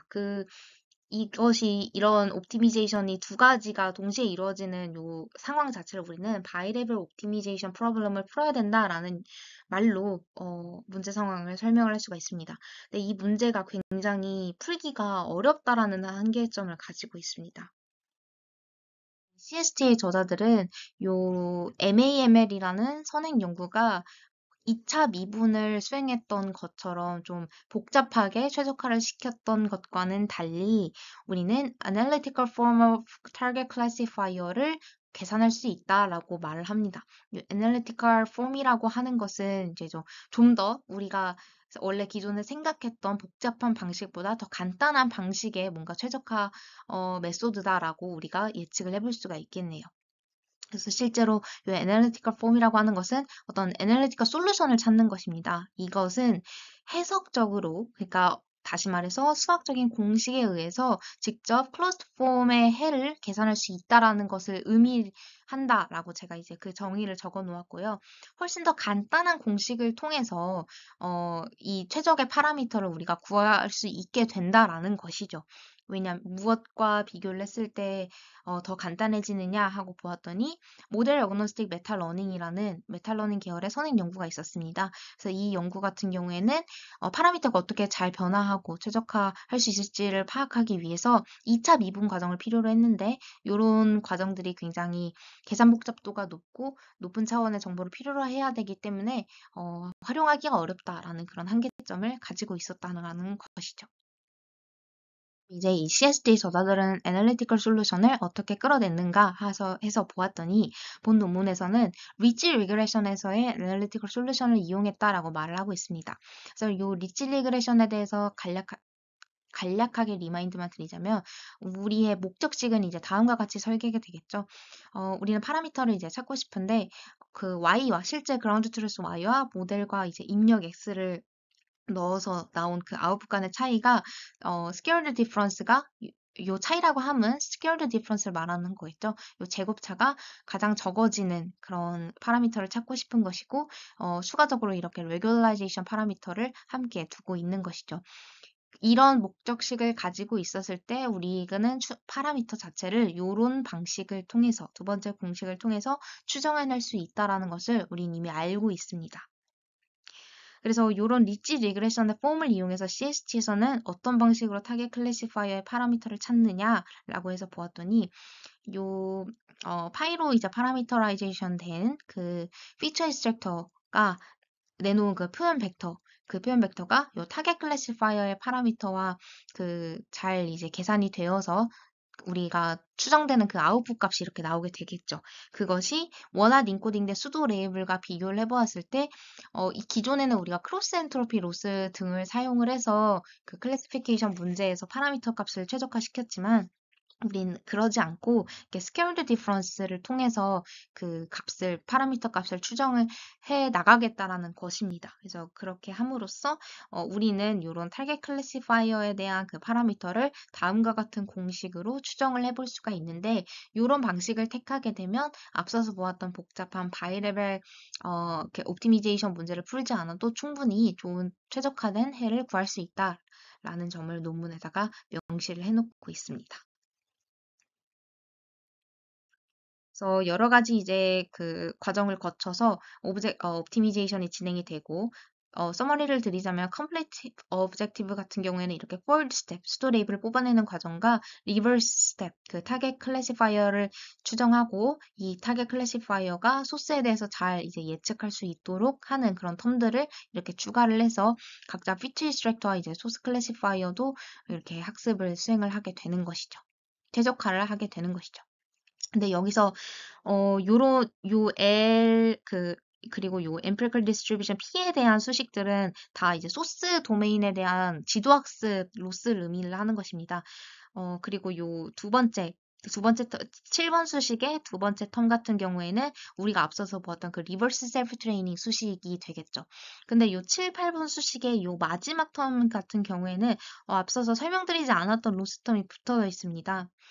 요 로스텀 같은 경우에는 찰리스 엔트로피에 대한 수식을 의미를 하는데요. 요 찰리스 엔트로피는 우리가 셀프 트레이닝과 같은 준지도 학습 테크닉을 적용하고자 할 때 준지도 학습에서는 엔트로피 미니미제이션 테크닉을 많이 사용하죠. 특히나 수도 레이블링을 뽑을 때 컨피던스 메저를 이용하기 때문에 적절하게 엔트로피를 잘 미니미제이션 해주는 그런 테크닉들을 많이 활용을 하게 됩니다. 근데 우리가 원래 기존에 활용했던 그런 엔트로피는 깁스 엔트로피라고 하여서 우리에게 친숙한 방식의 그 엔트로피가 바로 그 깁스 엔트로피라고 말을 합니다. 근데 이제 요 찰리스 엔트로피가 깁스 엔트로피랑 다른 점이라고 한다면 훨씬 더 찰리스 엔트로피가 일반화된 버전이라는 것이죠. 그래서 이 엔트로피는 위에 보이는 이제 수식에 맞추어서 그 엔트로피 값을 이제 계산을 할 수 있게 되는데요. 이때 요 알파가 1이 되면 안 되지만 1에 가까우면 가까워질수록 요 스탠다드 엔트로피, 우리가 원래 기존에 알고 있었던 깁스 엔트로피와 동일해지는 그런 효과를 가지게 됩니다. 근데 그 깁스 엔트로피는 이 알파가 거진 1에 가까운 그런 고정된 값을 이제 산출하게 되었다면 요 찰리스 엔트로피 같은 경우에는 알파 값에 따라서 엔트로피 정도를 이제 그림과 같이 좀 조절할 수 있다라는 특징을 가지고 있게 되는 것이죠. 근데 왜 이걸 알파를 조절을 해서 우리가 엔트로피 정도를 플렉시블하게 만들어야 되느냐, 이 민감도를 왜 조절해야 되느냐라고 묻는다면 기존의 깁스 엔트로피 같은 경우에는 너무 컨피던트하게 만든다는 겁니다. 그러니까 어떻게 보면 요런 엔트로피에 대한 그 값이 유니폼 디스트리뷰션을 굉장히 강하게 그 제약을 걸어서 페널티를 굉장히 크게 주어서 컨피던트 값을 타번 컨피던스 값을 굉장히 높게 만들고 엔트로피를 매우 낮추려고자 하는 그런 성질이 기존의 깁스 엔트로피에 있었는데 그렇게 된다면 오버 컨피던스 문제가 강화돼서 노이즈한 수도 레이블들이 더 많이 뽑히게 되는 문제 상황이 있습니다. 그래서 그런 오버컨피던트한 현상 때문에 노이즈한 수도 레이블들이 막 많이 생성되는 부분을 완화하고자 이런 도메인이나 어떤 데이터셋에 적절하게 알파 값을 이제 찾고 그래서 걔네들한테 얼마나 이 유니폼 디스트리뷰션에 대한 그런 페널티를 줄 것인가, 얼마나 컨피던트를 높이고 낮출 것인가에 대해서 플렉시블하게 조절할 수 있는 그런 엔트로피 수식이 훨씬 더 적합하다. 셀프 트레이닝 할 때는 라고 그런 CST에서 그렇게 이제 주장을 하고 있고요. 그래서 이런 찰리스 엔트로피를 통해서 좀 더 좋은 품질의 수도 레이블을 만들 수 있다라고도 말을 하고 있는 것이죠. 그리고 이제 앞서서 이제 설명을 이렇게 쭉 드리게 되었는데, 저도 이제 개인적으로 CST라는 알고리즘을 직접 구현해 보면서 느낀 바를 다시 한번 말씀드리려고 합니다. CST는 앞서서 말했던 센트리와 대비를 해서 우리가 노이즈한 수도 레이블을 뽑을 수 있으니까 그런 것들을 잘 완화하고자 하는 그런 노력들을 직접적으로 했다라는 점에서 굉장히 유의미하다라고 볼 수가 있는데, 다만 이제 실제로 구현을 해보면서 정말 리파이먼트가 잘 되는가를 생각을 해보면 사실 그렇지 않았다라는 것이죠. 근데 그 이유 중에 하나가 제가 개인적으로 생각했을 때에는 요 타겟 클래시파이어를 구축하는 과정에서, 요 타겟 클래시파이어는 사실 타겟 도메인에 대한 정보만 온전하게 고려한 것이 아닙니다. 그런 타겟 도메인만이 가진 어떤 고유한 특성을 잘 녹여내서 오로지 그것만을 위해서 설계된 스페시픽한 클래시파이어라고 말하기는 좀 어렵다라는 것이죠. 왜 그러는가 하면 이 파라미터를 추정하는 과정에서 우리는 이제 타겟 수도 레이블에 가깝게 그 예측을 수행하도록 만드는데, 이 수도 레이블이 이미 소스 스페시픽 클래시파이어로부터 생성된 값이라는 점에서 이 타겟 클래시파이어는 사실 소스 도메인의 어떤 능력을 좀 따라가고자 하는 방향으로 지금 최적화가 되고 있어요. 그리고 심지어 이 리버스 셀프 트레이닝 과정 같은 경우에는 소스 도메인에 대해서 잘 예측을 하고자 하도록 그렇게 설계가 되고 있는 것이죠. 그렇기 때문에 어떻게 보면 모든 이 타겟 스페시픽 클래시파이어를 구축하는 모든 과정에서 소스 도메인에 대한 영향력을 배제할 수가 없다라는 점을 고려를 해보았을 때, 오히려 노이즈한 수도 레이블을 많이 만들어내는데 그 강화하는 요인이 되지 않을까 하는 염려가, 그 우려 사항이 좀 생기게 될 것 같다고 좀 조심스럽게 예측해 볼 수가 있겠습니다. 그래서 실제로 제가 이 CST랑 알고리즘을 돌렸을 때 에폭이 진행되면 진행될수록 타겟 도메인에 대한 평균 정확도가 오히려 이렇게 급락하는 경향성을 확인해 볼 수가 있었습니다. 이게 정말 셀프 트레이닝 내지는 이런 수도 레이블링 때문에, 노이즈한 수도 레이블 때문에 이렇게 정확도가 급락하는 것일까라고 궁금해서 이 셀프 트레이닝 계열이 아닌 다른 어드버서리얼 트레이닝 계열의 도메인 어댑테이션 방법론들과 평균 정확도를 비교해 보니, DANN이나 CDAN 같은 어드버서리얼 계열의 도메인 어댑테이션은 비록 평균 정확도가 그렇게 높지는 않지만 이렇게 타겟 도메인에 대한 정확도가 급락하는 문제적인 현상은 관찰되지 않았다라는 점에서 어떤 수도 레이블이 굉장히 노이즈하게 뽑혀서 이렇게 학습이 망가졌다라고 예측을 해볼 수가 있겠습니다. 그래서 실제로 수도 레이블의 품질이 어떠한지를 제가 직접 확인을 해보았는데요. 이렇게 에폭이 진행되면 진행될수록 배치 내에서 수도 레이블로서 그 활용되는 그 샘플의 비율이 어떻게 되는지를 쭉 뽑아보았습니다. 해당 CST는 픽스 매치를 이용해서 셀프 트레이닝을 수행했기 때문에 높은 컨피던스 값을 가지고 예측되는 타겟 샘플이 얼마나 되는지를 찍어보았다라고 해도 과언이 아니죠. 근데 보면은 학습이 진행될수록 거의 대부분의 얼레이블 타겟 도메인이 샘플들이 높은 확신을 가지고 예측이 되고, 그렇기 때문에 활용되는 수도 레이블 개수는 굉장히 많아지는 것을 보실 수가 있습니다. 근데 그 반면에 요렇게 굉장히 많은 이 수도 레이블 샘플의 어떤 어큐러시 자체는 60%보다 못하다라는 것이죠. 그러니까 거진 절반 이상만 간신히 맞추는 정도의 정확도를 보이고 있다라고 해석을 해볼 수가 있는데요. 그렇게 따지면 우리는 잘못된 수도 레이블을 지금 너무 많이 만들어내는 문제가 여전히 CST에도 존재하고 있다라는 부분을 우리가 확인을 해볼 수가 있게 되는 것입니다. 그래서 우리는 왜 리버스 스텝까지도 이제 CST는 노이즈 수도 레이블을 막기 위해서 중간중간에 다시 한번 셀프 트레이닝을 역으로 거치는 그러한 방법론을 제안했음에도 불구하고 이렇게 정확도가 급락할까, 아직도 노이즈 수도 레이블을 개선시킬 수 있는 능력이 왜 이리 약할까를 고민을 해본다면, 저는 이 컴포넌트의 효과를 좀 면밀하게 살펴볼 필요가 있다고 생각을 했습니다. 그래서 논문의 이 어블레이션 스터디 결과를 가져왔는데요. 일단 CST의 컴포넌트라고 함은 픽스 매치를 베이스라인으로 하되 노이즈한 수도 레이블을 개선시키기 위한 리버 스텝, 지금까지 저희가 계속해서 공부해왔던 이 리버 스텝이 포함된 형태입니다. 그리고 더해서 찰리스 엔트로피라는 테크닉을 활용을 해서 너무나 오버 컨피던트하지 않도록, 그래서 노이즈한 수도 레이블이 좀 덜 뽑히도록 하는 완화 효과를 가진 이런 세 가지 컴포넌트를 종합을 해서 총 CST라는 알고리즘이 구성되었다라고 요약드릴 수 있겠습니다. 그래서 요 표를 한번 면밀히 살펴보시면 먼저 요 두 번째 줄에 대해서 주목할 필요가 있습니다. 단순 픽스 매치에서 찰리스 엔트로피를 결합한 의 결과가 실제 CST랑 대비를 했을 때 두 번째로 효과가 좋은 것을 확인을 해보실 수가 있겠죠.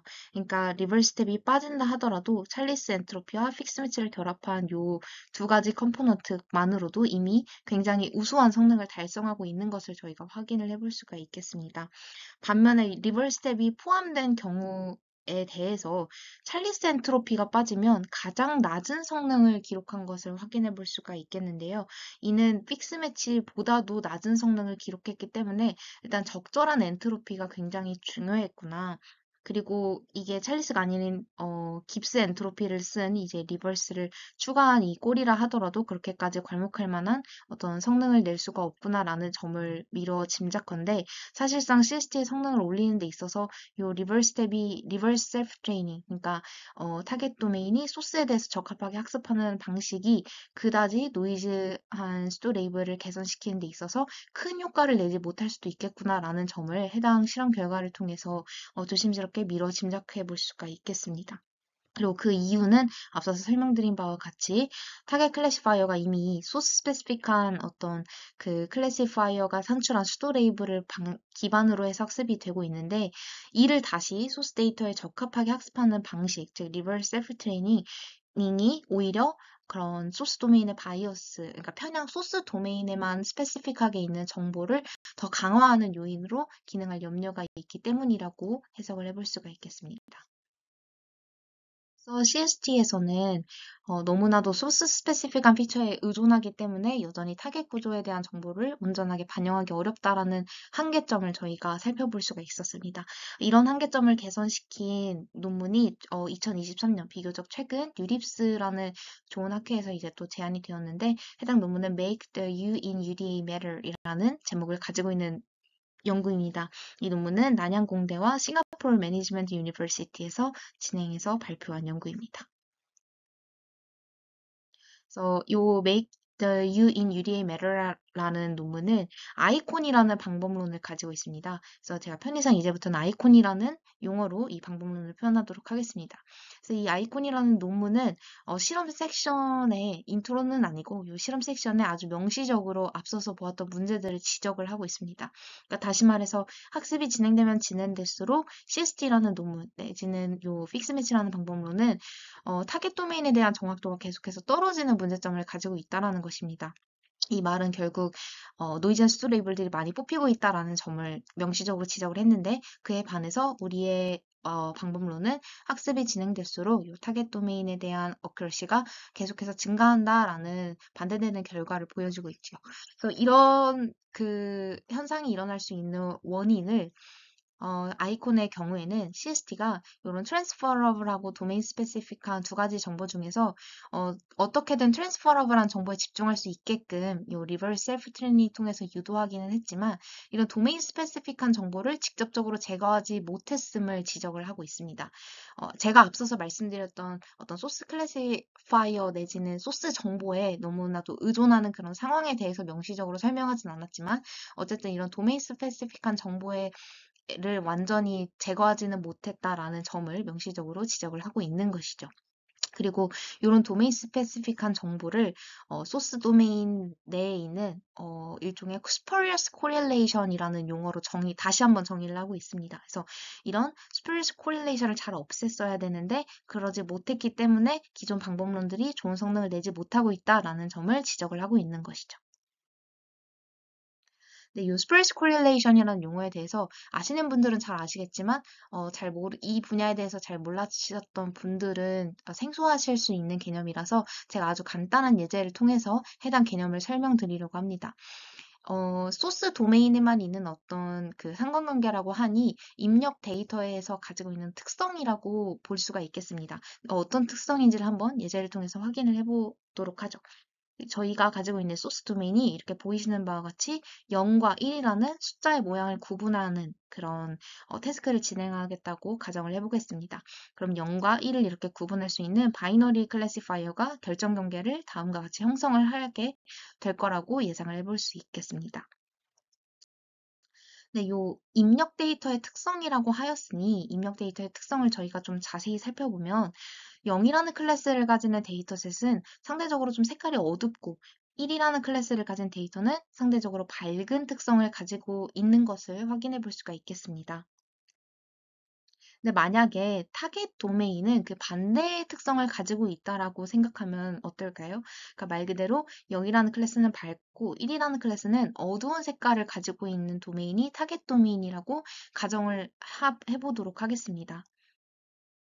그런 경우에는 레이블이 있는 소스 도메인만으로 학습한 이 분류기가 타겟 도메인에 대해서 좀 다르게 해석을 해서 잘못 예측하는 케이스가 생길 것이라고 저희가 쉽게 예상을 해볼 수가 있겠습니다. 그래서 이렇게 잘못 분류되는 샘플들이 생겨날 가능성이 굉장히 높은데, 왜냐하면 입력 데이터의 특성이 좀 다르기 때문이죠. 사실 저희가 원하는 이상적인 분류기는 이렇게 0과 1을 잘 분류할 수 있도록 가운데에 형성되는 것을 원하는데 그렇지 못했기 때문에 발생하는 것으로 해석할 수가 있겠습니다. 이런 이상적인 분류기를 저희가 원하는 것은 우리의 분류기, 그리고 우리가 사람이 생각하기에 0과 1에서 얼마나 어둡고 밝은지보다는 0과 1이라는 어떤 모양 정보의 도메인에 상관없이 공통되게 가지고 있는 이런 모양 정보에 모델이 집중했다면 이상적인 분류기가 이렇게 가운데서 형성했을 것이라고 생각을 해볼 수가 있겠는데요. 근데 우리의 모델은 사실 요 디지 쉐이프보다는 숫자의 색깔, 얼마나 어둡고 밝냐에 따라서 클래스를 구분하는 경향성이 있기 때문에 그 이유는 저희가 레이블이 있는 소스 도메인만으로 분류기를 학습시켰기 때문이죠. 그렇기 때문에 이렇게 다른 특성을 가지는 타겟 도메인에 대해서는 다르게 예측을 할 수 있는 가능성이 충분히 존재하게 되는 것입니다. 그래서 저희는 이렇게 숫자가 얼마나 어둡고 밝은 그 이미지 정보를 가지고 있는지 이런 정보를 레이블이랑 마치 클래스를 예측하는 데 있어서 관련이 있는 것처럼 보이지만 실제로는 예측에 크게 중요한 역할을 하지 않는 입력 데이터의 특성이라고 말을 할 수가 있겠습니다. 그리고 이걸 레이블과의 가짜 상관관계라고 표현을 하게 되는데요. 그래서 스프레스 코릴레이션이라는 용어로 표현할 수가 있게 되는 것입니다. 그래서 이런 가짜 상관관계라고 특히나 말하는 이유는 어떤 특정 도메인에만 있는 정보이기 때문이죠. 그래서 특히나 소스 도메인에만 있는 가짜 상관관계의 모델이 편향돼서 이렇게 디지 컬러에 걸맞게 분류기가 형성될 경우에는 타겟 도메인 예측을 부정확하게 만드는 직접적인 요인이 되겠습니다. 그리고 우리가 앞서서 보았던 분류기는 어느 정도 이렇게 동그라미 친 음영 부분만을 잘못 예측을 했는데, 만약에 이런 상관관계에 아주 강하게 편향돼서 분류기가 형성될 경우에는 이렇게 완전히 잘못 클래스를 타겟에 대해서 예측을 거의 못하게 되는 경우도 발생을 해볼 수가 있겠죠. 그렇게 됐을 때 이렇게 빨간색으로 강조됐던 부분들은 잘못 예측했는데 심지어 컨피던스까지 높은 그런 샘플들로 그런 샘플들이기 때문에 수도 레이블을 뽑을 때 있어서 특히나 어, 셀프 트레이닝 방식을 택하는 도메인 어댑테이션에 대해서는 굉장히 학습에 악영향을 끼칠 가능성도 존재합니다. 그래서 그 아이콘의 저자들이 주장하는 것은 이렇게 소스 도메인의 정보에만 의존해서 분류기를 우리가 형성을 하면 안 된다. 특히나 셀프 트레이닝 계열의 방법론들은 이런 정보를 기반으로 해서 타겟의 예측값을 뽑아내는데 그렇게 되면은 노이즈와 수도 레이블을 뽑힐 확률을 아예 제거할 수가 없다. 그러니까 우리는 타겟 스페시픽 클래시파이어를 만든다 하더라도 타겟의 고유한 정보를 완전히 모델이 잘 이해하게끔 학습을 수행을 하여야 좋은 수도 레이블을 만들 수 있다라고 주장을 하고 있습니다. 그러니까 다시 말해서 타겟 도메인이나 내재적 특성만을 온전하게 고려할 수 있는 추가적인 학습 방식이 필요하다라고 주장을 하는 것이죠.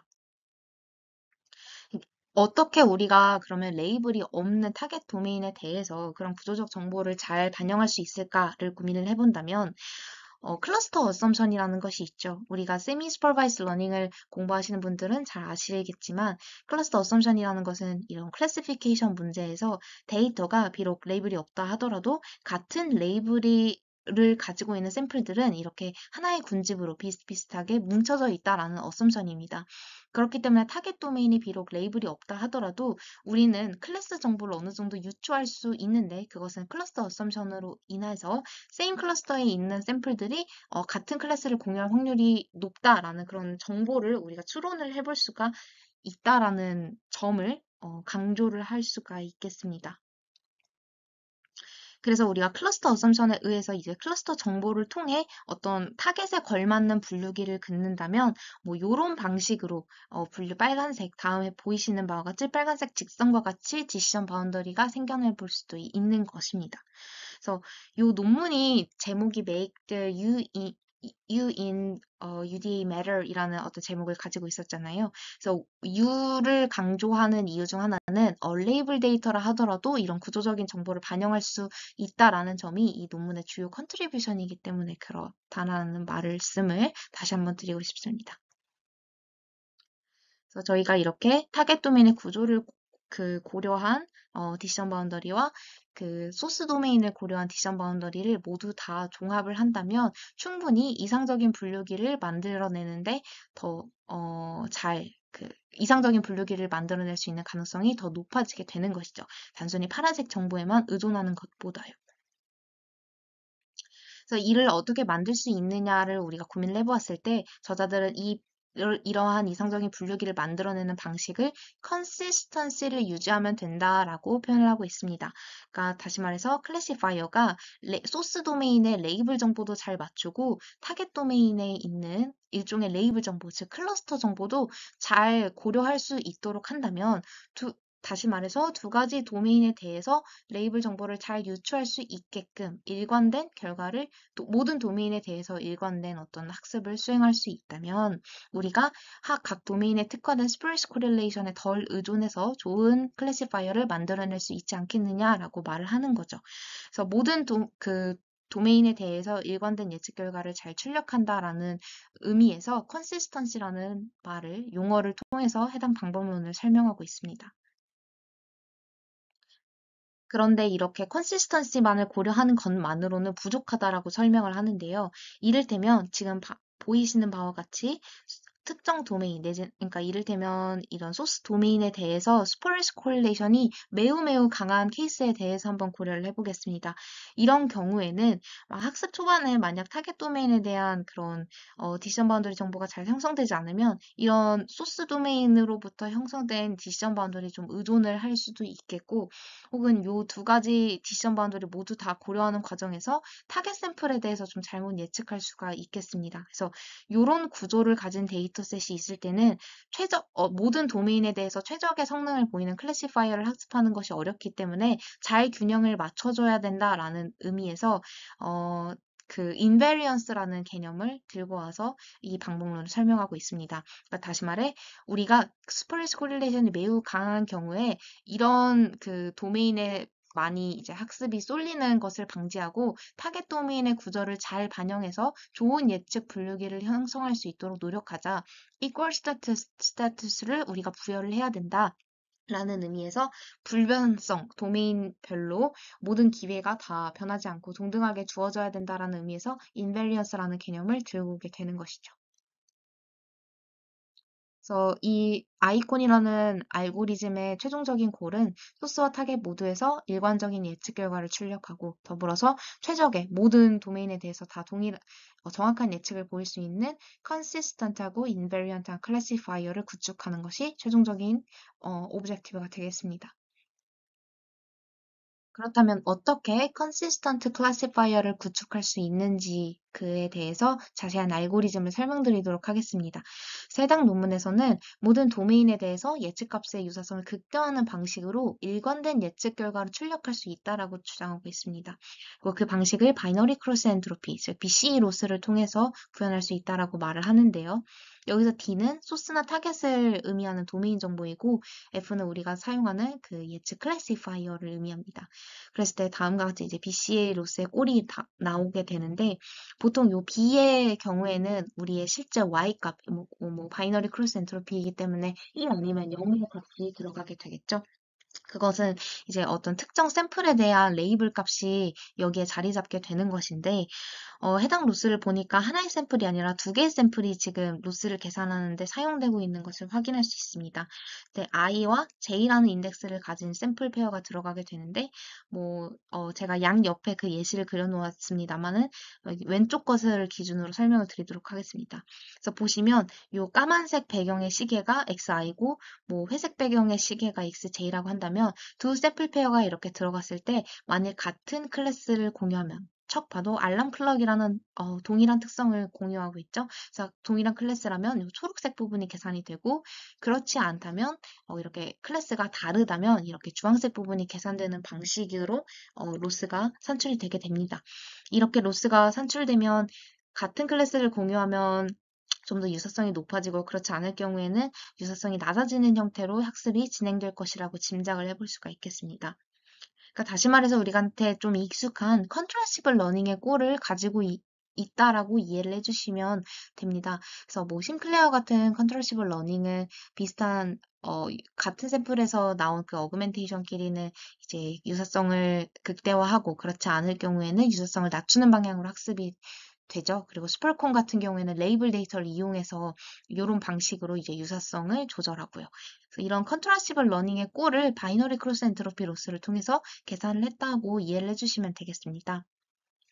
그럼 두 개의 샘플 페어를 이용하기 때문에 요 예측값의 유사성을 높이는 과정에서 요 예측값은 어떻게 계산되느냐라고 보면은 요 예측값이 x가 클래시파이어를 통해서 거쳐서 나온 그 소프트맥스 아웃풋을 두 개를 이렇게 내적하는 형태로 계산이 되는 것을 확인할 수 있습니다. 그래서 요 예측값이 서로 이 시밀러리티가 더 높아지는 방향으로 학습을 하고 그렇지 않을 경우에 낮아지는 방향으로 학습이 수행이 되겠죠. 그리고 B는 얘가 같은 클래스인지 혹은 다른 클래스인지를 알아낼 수 있는 아이덴티티 펑션의 기능을 해야 되기 때문에 다음과 같은 방식으로 이렇게 산출이 되게 됩니다. 우리가 레이블이 있는 소스 도메인에서는 이 샘플 페어가 실제 레이블이 어떤지를 확인할 수 있기 때문에 단순히 레이블이 같은지 아닌지를 통해서 아이덴티티 펑션을 구축할 수가 있겠습니다. 그래서 다음과 같이 같은 클래스면 1 아니면 0이 되겠죠. 근데 타겟 도메인의 경우에는 레이블이 없기 때문에 이를 추론하는 것이 클러스터 정보라고 말씀을 드렸습니다. 그래서 요 G라는 X가 G라는 네트워크를 통해서 나온 어떤 값이 클러스터 정보를 의미하는 것이라고 이제 예상을 해볼 수가 있겠는데요. 요 G라는 것은 랭크 스태티스틱스 알고리즘을 통해서 클러스터링하는 네트워크를 의미를 합니다. 그래서 랭크 스태티스틱스라는 것은 클러스터링을 하는 알고리즘의 일종이고요. 우리한테 익숙한 KNN 같은 그런 클러스터링 알고리즘입니다. 그래서 온라인 클러스터링이기 때문에 학습 중간중간에 계속해서 이제 클러스터 정보를 업데이트하는데 굉장히 유용하다라고 저자들이 설명을 하고 있습니다. 그래서 이렇게 타겟이 G라는 네트워크를 통해서 0과 1, 내지는 2, 3이라는 어떤 클러스터 정보를 추론하게 되면 이것을 레이블이라고 우리가 생각을 해서 이 BC 로스를 계산을 해볼 수가 있게 되는 것이죠. 제가 궁금했던 것은 사실 이걸 제가 form of contrastive loss라고 적어 놓았는데요. 기존의 contrastive learning과 그럼 크게 다를 바가 없는 것 같은데 어떤 점이 다를지가 좀 궁금했었습니다. 근데 아니나 다를까 해당 논문에 대해서 이 뉴립스는 오픈 리뷰가 제공되는 학회잖아요. 그래서 오픈 리뷰를 쭉 보았더니 한 리뷰어가 직접적으로 물어보았습니다. 굉장히 컨트라스티브 러닝과 하일리 시밀러한데 무엇이 어떤 디퍼런스 차이점이 있는지에 대해서 네가 디스커스 해줬으면 좋겠다라고 말을 하고 있죠. 왜냐하면 컨트라스티브 러닝을 이용해서 다음과 같이 학습을 진행하는 여러 가지 도메인 어댑테이션 알고리즘들이 이미 22년이나 23년 굉장히 최근에 제안된 적이 있었거든요. 그래서 이런 부분에 대해서 차이점을 묻자 저자들이 이에 대해서 대답한 것은 우리는 어떤 것을 컨트라스트 하는지에 따라서 다르다라고 말을 하고 있습니다. 이 말이 무엇이냐 하면은 원래 기존의 알고리즘들은 저도 다 읽어보지는 못했습니다만은 사실은 소스 도메인으로 훈련된 소스 클래시파이어로부터 그 추론된 수도 레이블을 가지고 컨트라시브 러닝을 진행을 했다라는 것이죠. 그러니까 타겟 도메인이 정말 같은 레이블인지 아닌지를 구분하는 그 정보를 소스 클래시파이어에 의존하고 있었다라는 의미로 해석을 해볼 수가 있겠습니다. 근데 앞서서 저자들은 그런 경우에는 스프레스 코릴레이션에 이제 그 굉장히 편향되어서 잘못된 예측 결과를 출력하는 것을 우리가 잘 확인을 해보았으니까 우리는 그렇지 않고 클러스터 레이블을 이용해서 그 타겟 도메인의 레이블을 추론한다는 점이 기존의 방법론들과는 다르다라고 말을 하고 있죠. 그것이 이제 타겟 도메인의 어떤 고유한 분포 정보를 우리가 모델에 반영할 수 있으니까 이런 스프레스 코릴레이션을 제거하는데 많은 도움이 된다라고 설명을 하는 것을 보니 아이콘 논문의 가장 주요한 컨트리뷰션 중 하나는 이 타겟의 고유 정보를 잘 고려했다라는 점이라는 것을 결론 지을 수가 있겠습니다. 그리고 그 다음으로는 이제 인베리언트한 클래시파이어를 이제 구축을 해야 되는데요. 이렇게 컨시스턴시와 인베리언스를 모두 고려했기 때문에 인베리언트 컨시스턴시 러닝이라고 하여서 아이콘이라는 제목이 탄생하게 된 것이죠. 그래서 이 아이콘의 전체적인 오브젝티브 펑션은 다음과 같이 보이시는 바와 같이 설계될 수가 있겠습니다. 그래서 앞선 두 가지 텀은 셀프 트레이닝 테크닉이죠. 레이블 데이터로 슈퍼바이스 러닝을 하고 얼레이블 데이터로 셀프 트레이닝, 그러니까 수도 레이블을 기반으로 학습을 하는 추가 텀이 모두 다 셀프 트레이닝의 계열의 준지도 학습의 방법입니다. 그에 더해서 노이즈한 수도 레이블의 영향력을 줄이기 위해 어떤 컨시스턴시와 관련한 요 앞서서 본 바이너리 크로스 엔트로피 로스 텀을 추가하였고요. 근데 여기서 제약 조건이 있습니다. 이 그냥 바로 요 오브젝티브 텀을 바로 미니미제이션 하는 것이 아니라 우리는 요 제약 조건을 통해서 F를 추론해야 된다라고 말을 하는데요. 요 F에 대한 제약 조건이 바로 인베리언스한 결과를 낼 수 있는 인베리언트 클래시파이어를 구축하는 어떤 조건이라고 해석을 해볼 수가 있겠습니다. 해당 제약 조건을 해석해보면 요 F 클래시파이어는 소스와 타겟 모두에 대해서 앞서서 본 바이너리 크로스 엔트로피 로스를 다 최소화시킬 수 있는 분류기 집합에 속해야 된다라는 의미를 가지고 있게 되는데요. 이것이 필요한 이유에 대해서 다시 한번 리마인드 드리자면, 만일 이렇게 스프레스 코릴레이션이 강한 경우에는 학습 초반에는 클러스터 정보가 잘 형성되지 않아서 타겟에 대해서 그래서 요 타겟 클래시파이어의 어떤 디시전 바운더리가 이제 그어지는 과정에서 소스 디시전 바운더리에 너무 이제 좀 편향돼서 그어질 수 있게 된다라는 것이죠. 그랬을 때 우리가 컨시스턴트한 클래시파이어는 좀 잘못 형성될 가능성이 있으니 이런 인베리언트한 클래시파이어 구축이 필요하다라고 말씀을 드렸었습니다. 그래서 이렇게 스플스 코릴레이션에 큰 가중치를 부여하는 분류기를 학습할 수 있는 위험성을 낮추기 위해서 요런 제약텀이 있다라는 것까지는 우리가 잘 이해를 하였는데요. 그렇다면 우리는 타겟의 고유한 군집 구조를 학습하지 못했으니까 얘에 대해서 잘 학습을 해야 된다라는 필요성을 느껴볼 수가 있겠습니다. 그리고 요런 인베리언스한 텀이 바로 타겟의 군집 구조를 반영해서 최적화할 수 있도록 강제하는 텀이라고 저자들이 설명을 하고 있습니다. 그 이유는 우리가 학습 초반에 이렇게 요 소스 도메인에 대한 바이너리 크로스 엔트로피만 너무 잘 최소화하고 요 두 번째 정보는 잘 무시할 수 있는 위험성이 존재하기 때문이죠. 혹은 그 반대이거나요. 그래서 어떤 로스 값이 굉장히 특히 뭐 소스나 타겟에 대해서 로스 값이 특이하게 큰 경우에는 해당 로스를 줄이기 위해서 모델이 더 집중을 하게 될 테니까 학습의 불균형이 이루어질 수 있는 가능성이 존재합니다. 그런 것을 완화하고자 모두 다 동등하게 어떤 한쪽 도메인에 대한 BC 로스 정보에만 쏠리지 말고 모든 정보를 다 균등하게 고려해서 인베리언트한 클래시파이어를 구축해야 된다라는 점이 이런 제약 조건이 바로 어, 인베리언트한 클래시파이어, 즉 소스와 타겟 모드의 구조를 잘 반영할 수 있는 제약 조건이다라고 해석을 해볼 수가 있겠습니다. 네, 굉장히 좋은 알고리즘이기는 하지만은 이 역시도 앞서 살펴본 바와 같이 바이레벨 옵티미제이션이라는 문제점이 존재합니다. 그러니까 다시 말해서 요 F를 찾는 과정이 그 세타로 그 파라미터라이즈 된그 피처 익스트랙터를 찾는 과정과 동시에 이루어져야 된다라는 의미인데요.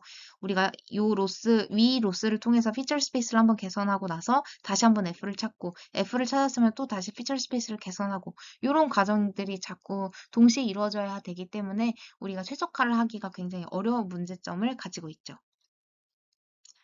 그렇기 때문에 이를 좀 더 프랙티컬하게 임플리멘테이션 할 수 있는 방식으로 해당 제약 조건을 아예 로스 텀으로 반영을 하고 있습니다. 그래서 최종적인 로스 텀은 이렇게 아래에 보여지는 요 로스 오브젝트의 펑션을 가지고 우리가 미니미제이션을 취하게 되는데요. 그 CSG랑은 좀 다른 접근법을 사용을 하고 있죠. 유사한 접근법을 사용하고 있습니다. 그 CSG는 리치 리그레션의 어떤 로스를 이용해서 우리가 파라미터를 찾았는데, 아이콘은 렉스 로스라는 선행 연구에서 제한된 기존의 손실함수를 이용해서 이렇게 제약 조건을 완화시키는 것입니다. 그리고 이 렉스 로스에 대해서 생소하신 분들도 계실 것 같아요. 해당 로스는 도메인 제너럴라이제이션이나 아웃 오브 디스트리뷰션 제너럴라이제이션과 같은 분야에서 더 많이 사용되고 관련해서 이제 제한된 로스이고 그 분야를 연구하시는 분들은 좀 익숙하실 수도 있겠습니다. 사실 좀 사담을 좀 잠깐 하자면 아이콘이라는 논문 자체가 기존 도메인 어댑테이션 논문에서 그 제한된 알고리즘들을 많이 반영했다기보다는 DG나 아니면 OOD 제너럴라이제이션 쪽에서 연구되었던 알고리즘들의 어떤 아이디어를 많이 차용했습니다. 그래서 컨시스턴시나 인베리언트 클래시파이어를 구축하겠다는 것도 사실 도메인 제너럴라이제이션에서 많이 사용되는 굉장히 흔하게 사용되는 아이디어 중 하나고요. 요 렉스 로스도 그 분야에서 제한된 그 손실함수이죠. 그래서 리스크 익스트라폴레이션이라는 그 준말로 렉스라고 표현을 하는데 무엇을 초월하느냐라고 한다면 도메인 간의 편차를 초월하는 목적을 가지고 설계되었다라고 이해를 해볼 수가 있겠습니다. 도메인 간 편차라고 함은 도메인 스페시픽과 도메인 인베리언트한 피처가 있다고 하였을 때 도메인 스페시픽한 특성 피처를 우리가 어떤 환경적인 특성이라고 표현을 해볼 수가 있겠고 그것은 이제 도메인마다 환경이 다르다라고 이제 우리가 해석해 볼 수 있기 때문이죠. 그리고 도메인 인베리언트한 것은 원인적인 특성이고 이를테면 앞서서 보았던 디짓의 모양 정보 있잖아요. 그것에 기반한 예측을 수행하도록 하는 것이 한마디로 도메인 간의 편차를 초월하는 과정이다라고 우리가 이해를 해볼 수가 있습니다. 그리고 그 과정은 이 렉스로스, 도메인별로 어떤 맥스 값과 민 값의 리스크의 맥스와 민 값이 그렇게 크게 차이가 나지 않도록 함으로써 편차가 커지지 않고 모든 도메인의 정보를 다 균등하게 반영함으로써 어떤 원인적인 특성에 더 기반한 예측을 수행할 수 있다라고 설명을 간략하게 드릴 수가 있을 것 같습니다. 잠시 첨언을 드리자면 이렇게 환경적인 특성이라고 표현한 것은 이 DG나 OOD 제너럴라이제이션 연구들은 도메인이라는 용어보다는 environment라는 용어로 이런 도메인을 표현합니다. 그러니까 환경이라는 용어로 도메인 대신 어떤 환경이라는 용어로 그것을 표현하기 때문에 환경적 특성이라고 말을 하고요. 원인적 특성은 환경이랑 관련 없이 X에서 이제 Y를 진짜 매핑할 수 있는 실제 원인이 되는 그런 피처, 커절 피처라고 하여서 원인적 특성이라고 말을 한다고 이해를 해주시면 됩니다. 그래서 관련한 연구를 잘 읽어보지 않으신 분들은 용어가 생소하실 수 있어서 잠시 첨언을 드렸고요. 다시 돌아와서 이 렉스로스의 경우에는 근데 이렇게 될 경우에는 사실 특정 도메인에서 손실이 좀 지나치게 커지는 경우에는 다른 도메인의 학습에 좀 방해가 될 여지가 있습니다. 그렇기 때문에 이러한 어떤 제약 그 한계점을 반영하기 위해서 이 렉스로스의 변형으로서 베리언스 리스크 익스트라폴레이션 로스가 제한되었습니다. 한 논문에서 제한되었고요. 그래서 그 같은 저자들이 이 VREX를 우리가 이용을 해서 좀 프랙티컬하게 임플리멘테이션 할 수 있다라고 말을 하고 있습니다. 그래서 맥스와 민을 우리가 고려하는 것이 아니라 단순한 레인지 정보보다는 이런 분산값을 고려해서 모든 도메인의 리스크의 분산이 달라지지 않도록, 그러니까 분산 정보가 균일하도록 제약 조건을 검으로써 우리가 커절 피처에 좀 더 집중할 수 있다라고 설명을 하고 있죠. 그래서 자세한 부분은 이 논문을 좀 레퍼런스로 달아놓은 이 논문 정보를 참고해 주시면 좋을 것 같고요. 아이콘의 저자들은 본인들이 렉스로스를 이용했다라고 말을 했지만 제가 생각했을 때는 실제로는 VREX로스를 이용했다라고 생각이 듭니다. 그래서 이 VREX로스를 이용한 어떤 프랙티컬 임플리멘테이션을 진행하였다라고 보실 수가 있겠습니다. 그래서 최종적인 오브젝티브 로스는 다음과 같이 산출될 수가 있겠습니다. 그리고 제가 앞서서 설명을 잠깐 못 들었는데 요 바이너리 크로스 엔트로피 로스 같은 경우에는 원래 이제 수식에서는 제가 앞서서 설명한 장표에서는 네거티브 값이 붙여져 있었습니다만은 원래 논문에서 네거티브 값이 없습니다. 근데 그렇게 되면 이제 최적화가 좀 어려워지기 때문에 그 해당 논문에서 설명한 최적화 방식과는 좀 반대되는 방향으로 최적화가 이루어져야 되기 때문에 아마 타이포가 아닐까 생각이 들어서 그렇게 네거티브 값이 붙였고요. 그런 부분에 대해서는 일단 중요한 것 같아서 다시 한번 설명을 드렸습니다. 그래서 최종적인 오브젝티브는 다음과 같이 이루어진다라고 다시 한번 설명드릴 수가 있겠고요. 요런 BC 로스와 이 베리언스, BC 로스 간의 베리언스를 잘 균등하게 맞추는 그 과정이 컨시스턴트와 인베리언트를 강제하는 텀이다. 그리고 요 두 가지를 고려함으로써 우리는 노이즈한 수도 레이블들을 잘 정화시킬 수 있다라는 것을 앞서서 이렇게 쭉 설명을 드렸습니다. 근데 제가 이 아이콘이라는 알고리즘을 실제로 구현을 해봤을 때, 오피셜 코드를 보았을 때, 앞서서 쭉 설명했던, 그리고 논문에서도 주요하게 다루어졌던 요 로스들 외에도 사실은 최적화를 하는 데 있어서 우리가 필요로 하는 로스 정보들이 굉장히 많습니다. 그러니까 일단 클러스터링을 잘하기 위한 로스, 그리고 단순히 이제 그 소스 클래시파이어로부터 뽑은 수도 레이블로 셀프 트레이닝을 하는 것도 있지만 얘는 그냥 뭐 이를테면 픽스 매치와 플렉스 매치 같은 그런 알고리즘을 사용하는 것입니다. 그 위에 있는 셀프 트레이닝 계열의 로스는요.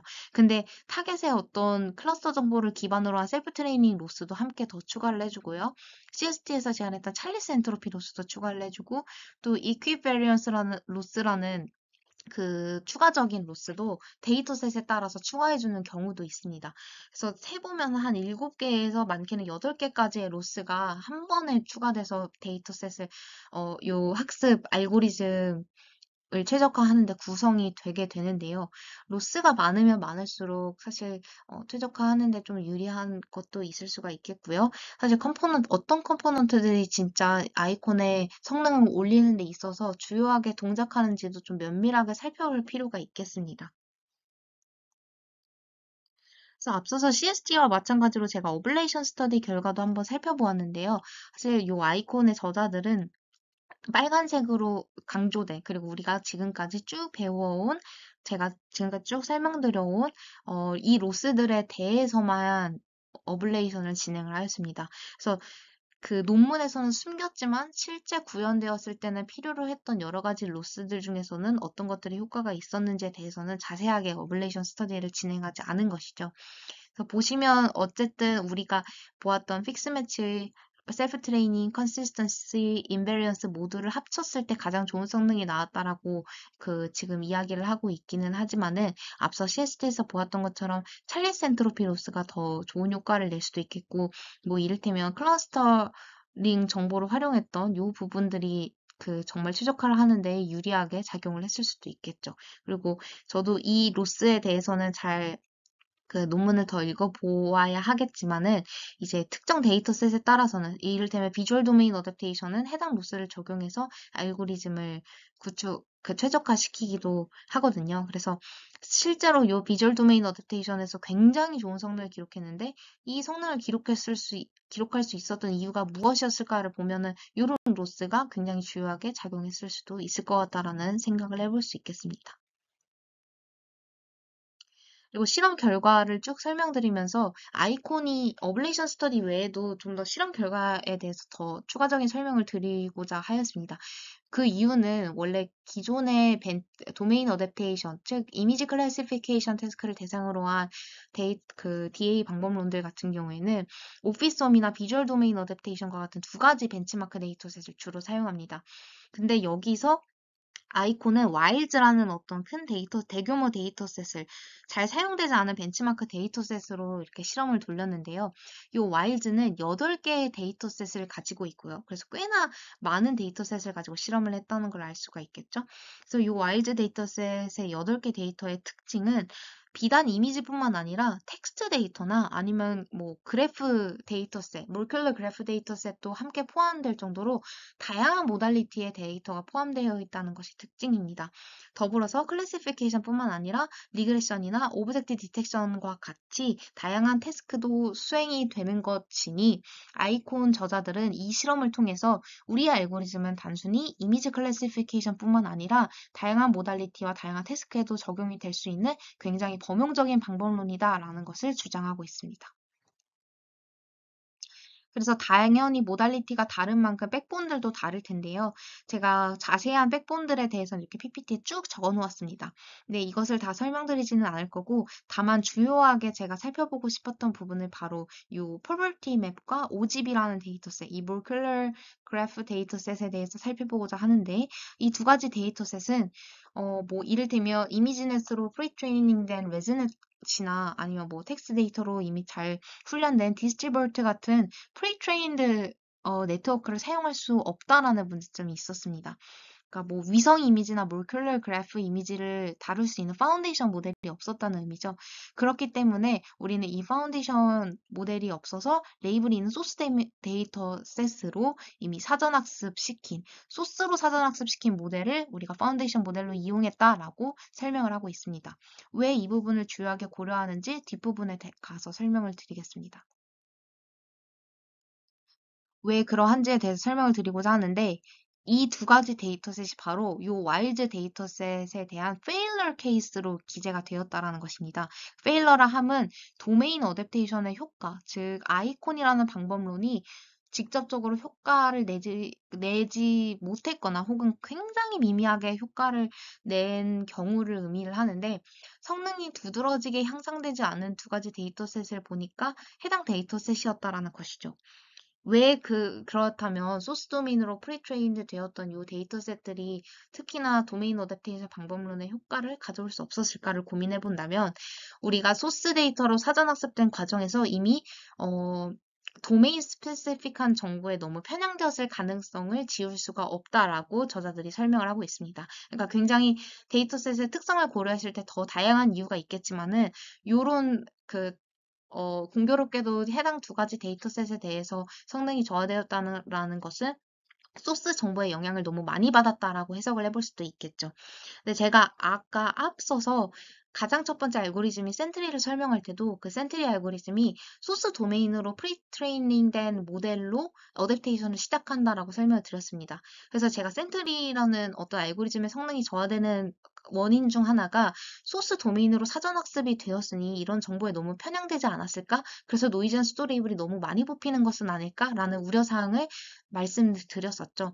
그래서 그런 제 어떤 우려가 단순히 기후가 아니라 이런 페일러 케이스를 통해서 진짜 소스 도메인의 특성에 너무 바이어스 되는 것을 우리가 좀 고려해서 좀 방지를 해야겠구나라는 점을 이 실험 결과를 통해서 알 수가 있는 것입니다.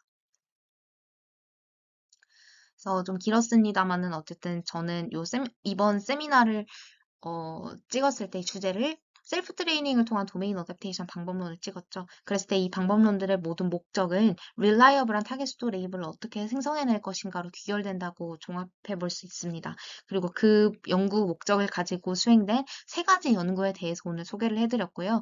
센트리는 어그멘테이션 된 샘플과의 예측 일관성을 높이는 방식 릴라이블 타겟 수도 레이블을 뽑을 수 있다라고 말을 하였으나 중간중간에 이제 노이즈 수도 레이블들을 잘 다룰 수 있는 리파이먼트 할 수 있는 기법이 없었기 때문에 좀 한계점이 있다라고 설명을 드렸고요.